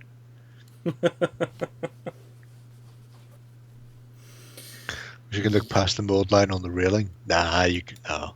Lost black on the visor would have helped. Yeah, and this is something that I think people miss out. You don't have to be great at painting sometimes, but knowing tricks can help you. So you don't have to be able to do clever. Can you show this? Does this work? I'm trying. Yes. Let me squint. Okay, so as you can see, the corners of my 5. Oh fuck! Too high. Down, fucker. Also, you're dealing with a delay here, people. So when I'm finally seeing it, it's like 10 seconds after I've noticed it. Actually, it's dead center. It's just Yeah, it is now. So you can see the top corner has got that sort of sheen. Yeah, and the lower part of the 5. And the lower part of the 5, exactly. So that it's not difficult to do if you have an airbrush. If you don't have an airbrush, it's slightly difficult to do. But if you want to do a high reflection on something and you don't have the time, patience, or effort to do it, paint it fucking flat black and hit it with a gloss varnish and walk away, because the best way to reflect light is with light. That's and why you you don't use need to fucking learn it. That's why you use a gloss varnish on Lord Vader's helmet every time. Exactly, and that the same thing there. That flat visor on that big Strider on the right, even if that had been spray primed white and then just masked off and glossed to fuck, would just pop like that and would save you a lot of time, effort, and hassle. But I mean, but overall, it's a nice coherent theme, and I like the additional work on the basing. It just it's steady, I think. Pledge for the win. Pledge indeed. Also, I'm happy. Don't know where my bottle of pledge is. I didn't went with Hidden. Going for tequila this time. This would have been a horrible night for me. Yeah, not for me though. So we're into the final leg. People will be glad to hear because we've got three minutes because it's midnight for Tim and he's going to fucking kill us. I'm gonna kill you anyway. Right? What if I just hang up now? Can't. I don't know. Maybe I'll kill you later. All right, grand. Blood runner. To be brutally honest, you can get away with not opening the individual pictures for these because there's not a huge amount going on, bar one, that twat that we'll get to. So Armada is limited, mostly Orc and Basilean human fleets. So what we're looking at, so first off, we've got an Orc driller ship. He is stock. They've done this, I suppose, not DAGs, they used to call it for Orcs in 40k with checks, but they've got that repeating triangle pattern down the sails. But they've done a very nice job doing a textured wave effect on the base. I was just going to ask, the base with the wave effects isn't stock. That's No, the standard base is flat wood. The expensive base is a clear acrylic with the same design from the mat laminated between two pieces of plastic. So it's flat, but looks quite nice when you're looking down from above because it matches the game mat. So anybody in here who has done a textured base has made that themselves. So, I mean, that's a nice base. That's a nice ship. There's a bit of detail on there. Maybe the white on grey triangles is deliberate. They want that high contrast, or maybe that was just the easiest way to do it. I don't know, but it's a solid affair. It gets the job done, and I like the fact that the green sails actually look better than I would imagine. I'm going to go out on a limb and say the lean is probably coincidental, Spanky. Well, even if it is, it looks good. Good night, Dan. Yeah, we shouldn't really push beyond the half hour. Going to 45 minutes is a bit much. Yeah, and we are starting to lose viewers, so we are down from 17 to 14 already. Oh my God. You cunts. Well, I think we've only got 5 ships to look at here, so we'll be finished in... Gurpantha. Gurpantha, this is another stock ship. Again, ship is quite nice. I love the paintwork on the sails. Yeah, they've done a nice contrast on the sails, pushing that. And they've also done, I think, a snowflock finish on the waves, so you've got that spray coming up. Yeah, and look at the details on that little planking. Nice. Yeah, it's lovely work. Very much attention paid to the level of detail. And this isn't a very big ship, if I recall correctly. This is one of the smaller ones. Yeah, it's about that big. Glad they've helped you there. Yes, absolutely. Eloy frigate. Yeah, the Eloy frigate. The only Eloy I know are from the Time Machine. Yeah, no, the Eloy are angels in the world of Panathor. Mostly bastards. So why do they need ships when they are angels? Well, because the fantasy Nazis who worship them, they have ships. So Fesliyan, he's sort of slightly offset it. As far as modelling goes, again, for all of these, more or less, there are 2 that actually have modelling, and then there's 1 who's a twat who cheated, and I don't count him. Most of them are stock, bar the waves. Again, done texture waves, so he's built that up. Paint-wise, I mean, the sails are all right. Yeah, compared to the previous one, they look a bit dull. Yeah, they're very flat colours, although he's gone stripy. The red is a bit... 2 thin coats is better than 1 thick coat. It's more cohesive, comprehensive coverage.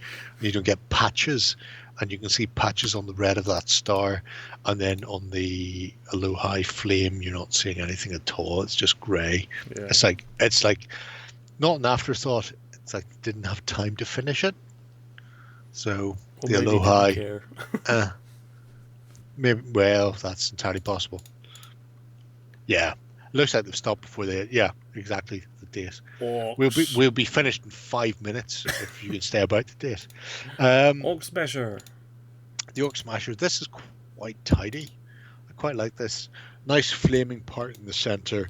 Again, stock model. Glossy effect on the base.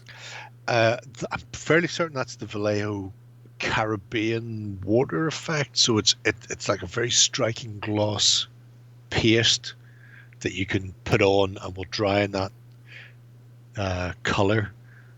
So it's a very simple technique to do, but you don't have to go over the top with these. You can just go fucking simple.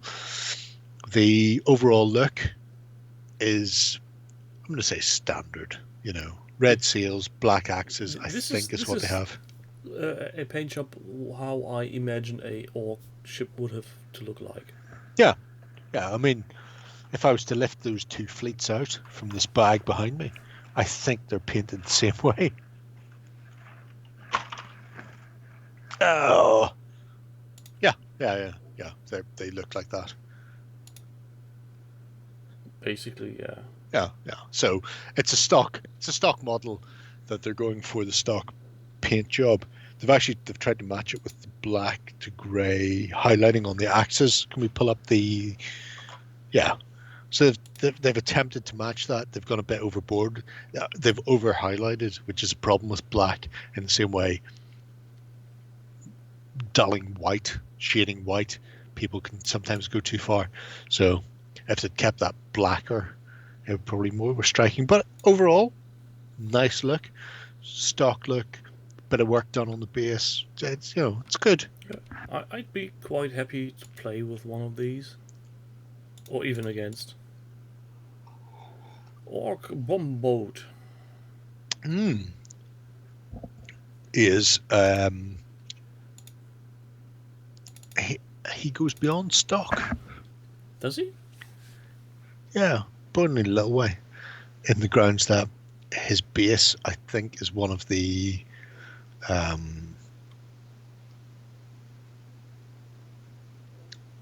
clear ones. I think it's the laminate. Can you zoom in? Well, sadly, the picture quality isn't quite there. No, that's enough, actually. So that is just a wooden base that he's done a bit of painting onto. But that's quite good because we bring up the wood and you can see there he's gone through and gone, okay, grey, red, bony colour. That gives me my weathered wood. So you've got that contrast, that the various tones coming through on the wood. It's not one colour of wood from start to finish. It's not just painted one colour. Yeah. It's coupled together. I wonder if he watched my painting thing where I just sponged the paint on to make those bases, because it's very similar. And I mean, the green and black seals, that's good. We like that. The wood overall, it's good. It's standard. It's not amazing. It's not terrible.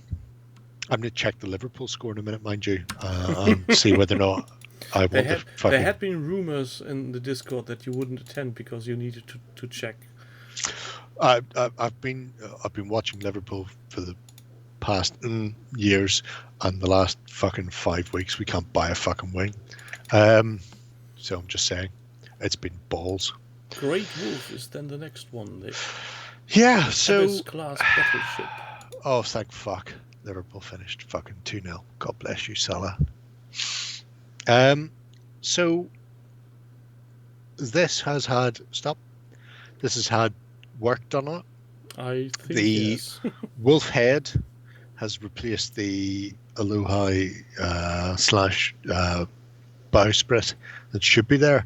It is just a GW wolf head that has been glued on, and then there's been a bit of work done. It's not the most seamless blend I've ever seen, I have to say, but it's nice.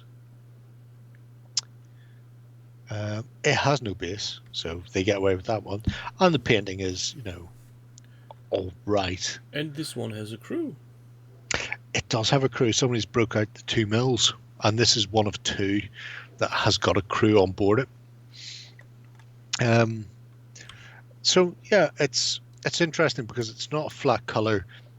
It's not just a contrast.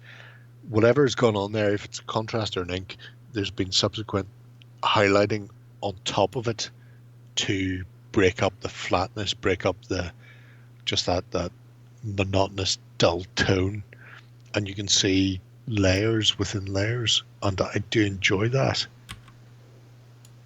Although that wolf head, if it had been, I'm not saying he's a cat, but if it had been me, you've got the ears sitting back. Carve the back of the head of the fucking wolf out and have it so the head touches the fucking keel and the ears come flush to the hull. Yeah. But it looks like there's this dip in to the neck and dip out to the head. It looks a bit weird. So that there's an idea there. There's a bit of modelling going on. The execution, not the greatest there. That every time you show me that picture with the fucking thin neck, just looks balls. If that had just moved back 5 millimeters, that would have looked fucking amazing. Yeah, it would have made a difference. Yeah. Or if he would have used some green stuff to make it more broader at that point. The Dark Lady. Well, Dark ain't that Lady. a fancy name? So Dark Lady is part of a fleet that is theoretically Basilian. I believe they're using the Basilian list, but in their timeline, they're not actually the super happy, nice, holy people, but they're actually The opposite? demons. Yeah. So model-wise, it's really nice. Again, we have a mixture of like 2mm figures and the sprites and imps from the demon sprues, from the abyssal sprues, looking like greater abyssals on that deck because they're huge now rather than tiny. They're just far away. Yeah, exactly. And then there's a texture or a paint on there to make the brass verdigris. I think that may be GW technical paint, like a Nailic oxide or something like that. They've put that dragon's head on the front. They've done a lot of work, but the rest of it, after you get past the work they've done, Looks a bit flat. those masts are just a contrast, dark black green thing. The deck and hull is just a red. There's nothing going on. I mean, it's possibly one of the only pieces that has fucking texture on it, and it just looks like somebody sprayed it red and walked away. So there's a lot of work gone into it, but then just the final details have just stopped. It's like they got so far and went, no, stop here.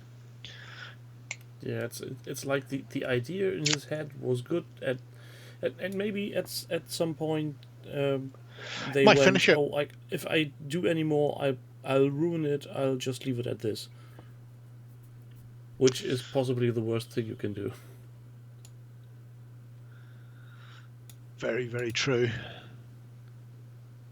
Very true. Shall we move on? Ah, yes, why not? Not far from the end now. Soon you can sleep. Sleep is for the weak. The Pios. Plenty enough time to sleep when you're dead. So we've already seen this miniature, but this time they've got in there and finished it off, Oh, dare nice. I say. Nice painting on the windows. Yeah, nice painting all over and a decent level of modelling. Vinegar strokes. They have done rigging, which obviously, as we all know, is the worst thing to do. I will say those models are not made for rigging. So the fact that there's rigging running means they've had to take time to drill holes or carve holes to get the rigging between sails where there shouldn't be holes. So modelling wise, this is right up there.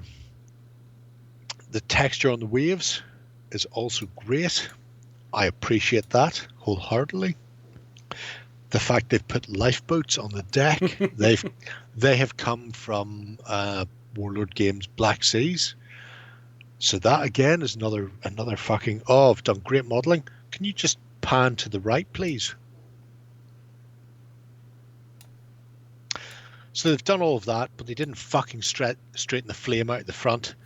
Put that into hot water or run a hairdryer to get that fucking rod to go straight. You've spent all this time doing that base, the boat, the rigging, and yet you couldn't be bothered to fucking straighten the model out as it was. What a cunt. Not the worst cunt, but what a cunt. Yes. Fucking dug his ass indeed. But overall, I mean, it's a really nice, I mean, a fleet looking like that would be spot on. And I'd be very every hummed up. ship in the fleet has one tiny notch that would drive you mental.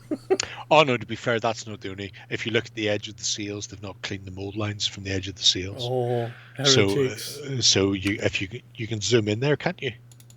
Can I? Let's face it. I mean, this part here. Yeah. So you can see, oh, both sides, by the way, so it's the same on the other. I'm not just picking on this side. If you scroll down, you can see like the bottom left sail is very thick.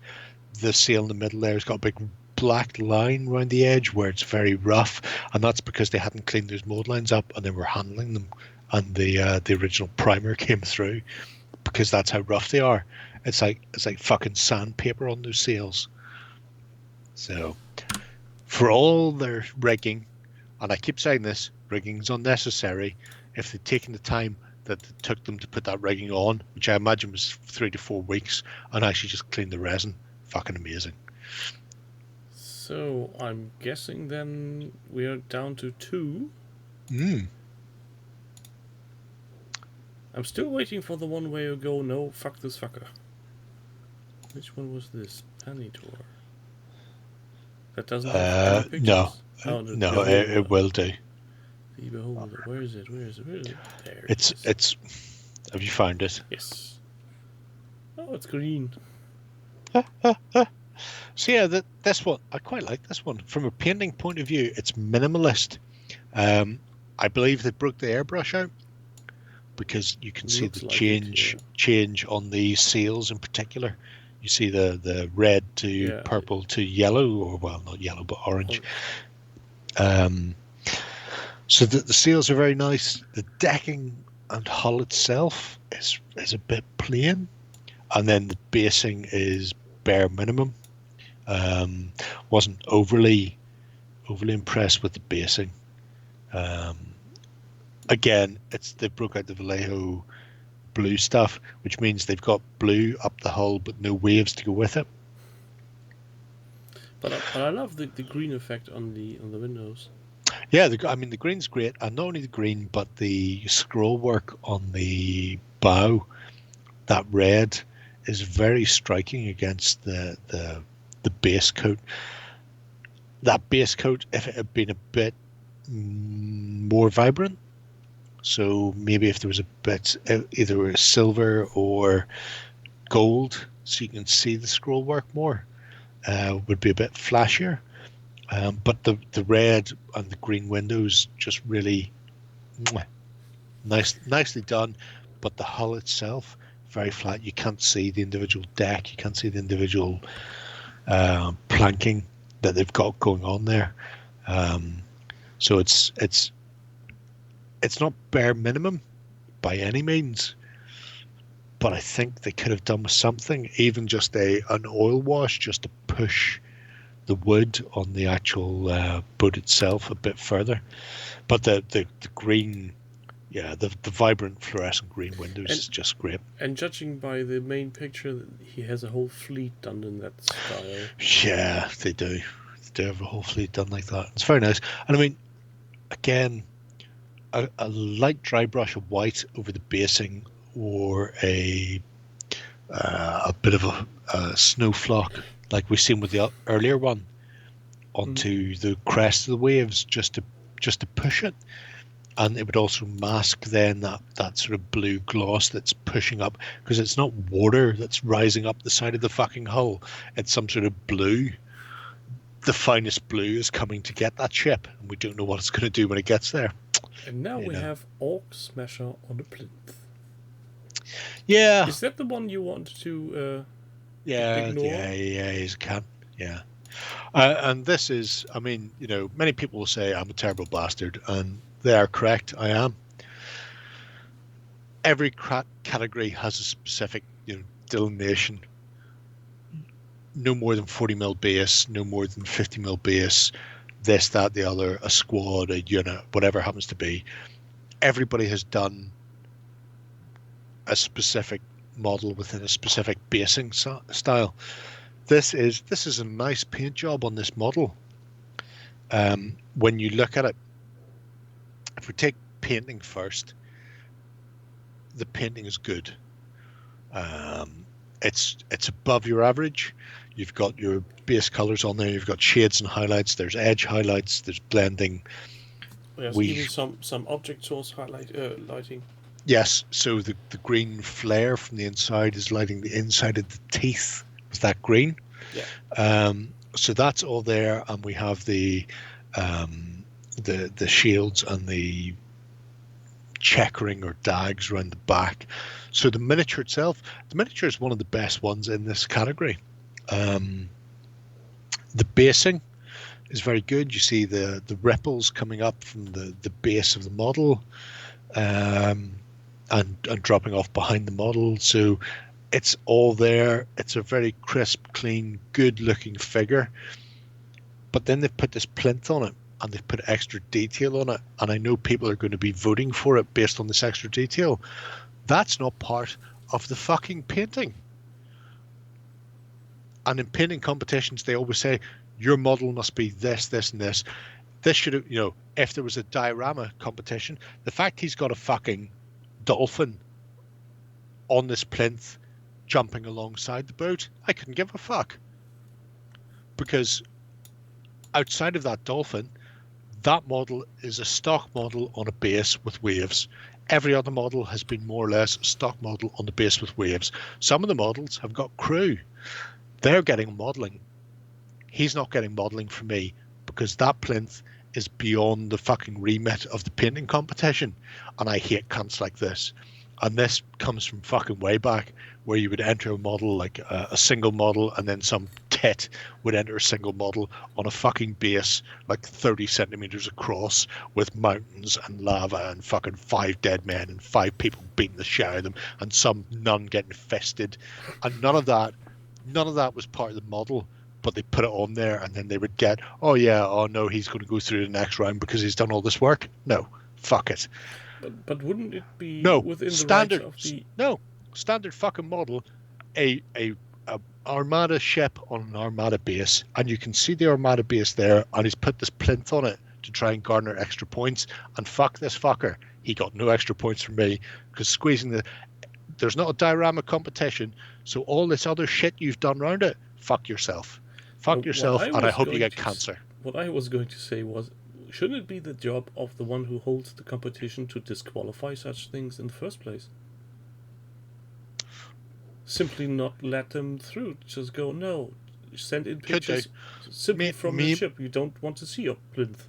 Maybe he felt bad. Maybe he wanted everybody who entered to get a fair day in court.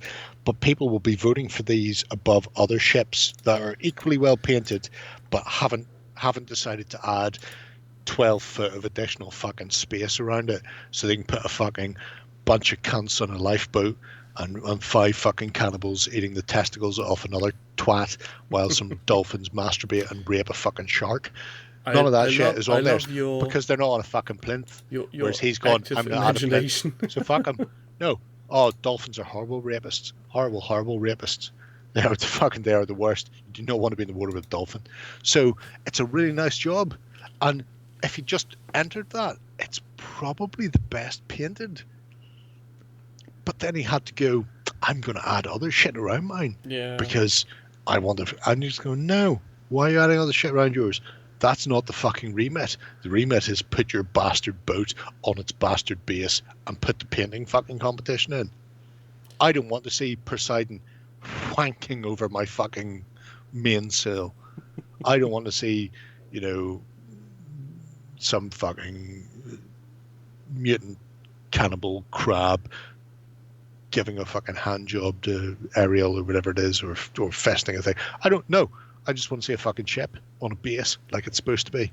And the fact you've made a dolphin, great. That dolphin is not on the base of your model, so your model has waves.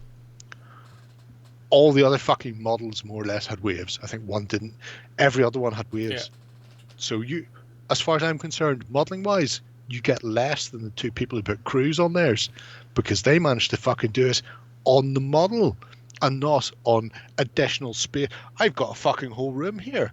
What if I put my base there and then I make all the rest of this in the North Atlantic and have the entire Battle of Trafalgar around it? Balls. That's not going to fucking work. Fuck them. Yeah, I'd be hard pressed to say you're wrong, but you're right. No, I'm right. Of course I'm right.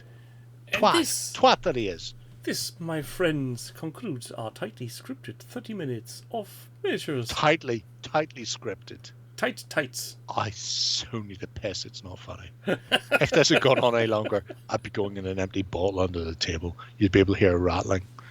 Well, I thank everybody who stayed with us for these. To be brutally honest, 14. 4 We hours? started like 15, and we went down to 13, and we're back up to 14. So I feel that's a win. Huzza! I will be checking with the guy who's done this, and if all of you haven't put in fucking votes for these, I'll be very, very annoyed. Yeah, I won't know who's done it. I won't know who's done it for certain, but I'll make sure Hazy Boy never gets a gold button again. Yeah, with that, thanks everybody. This is going to be a long upload to YouTube. have a good Bye. night. Bye.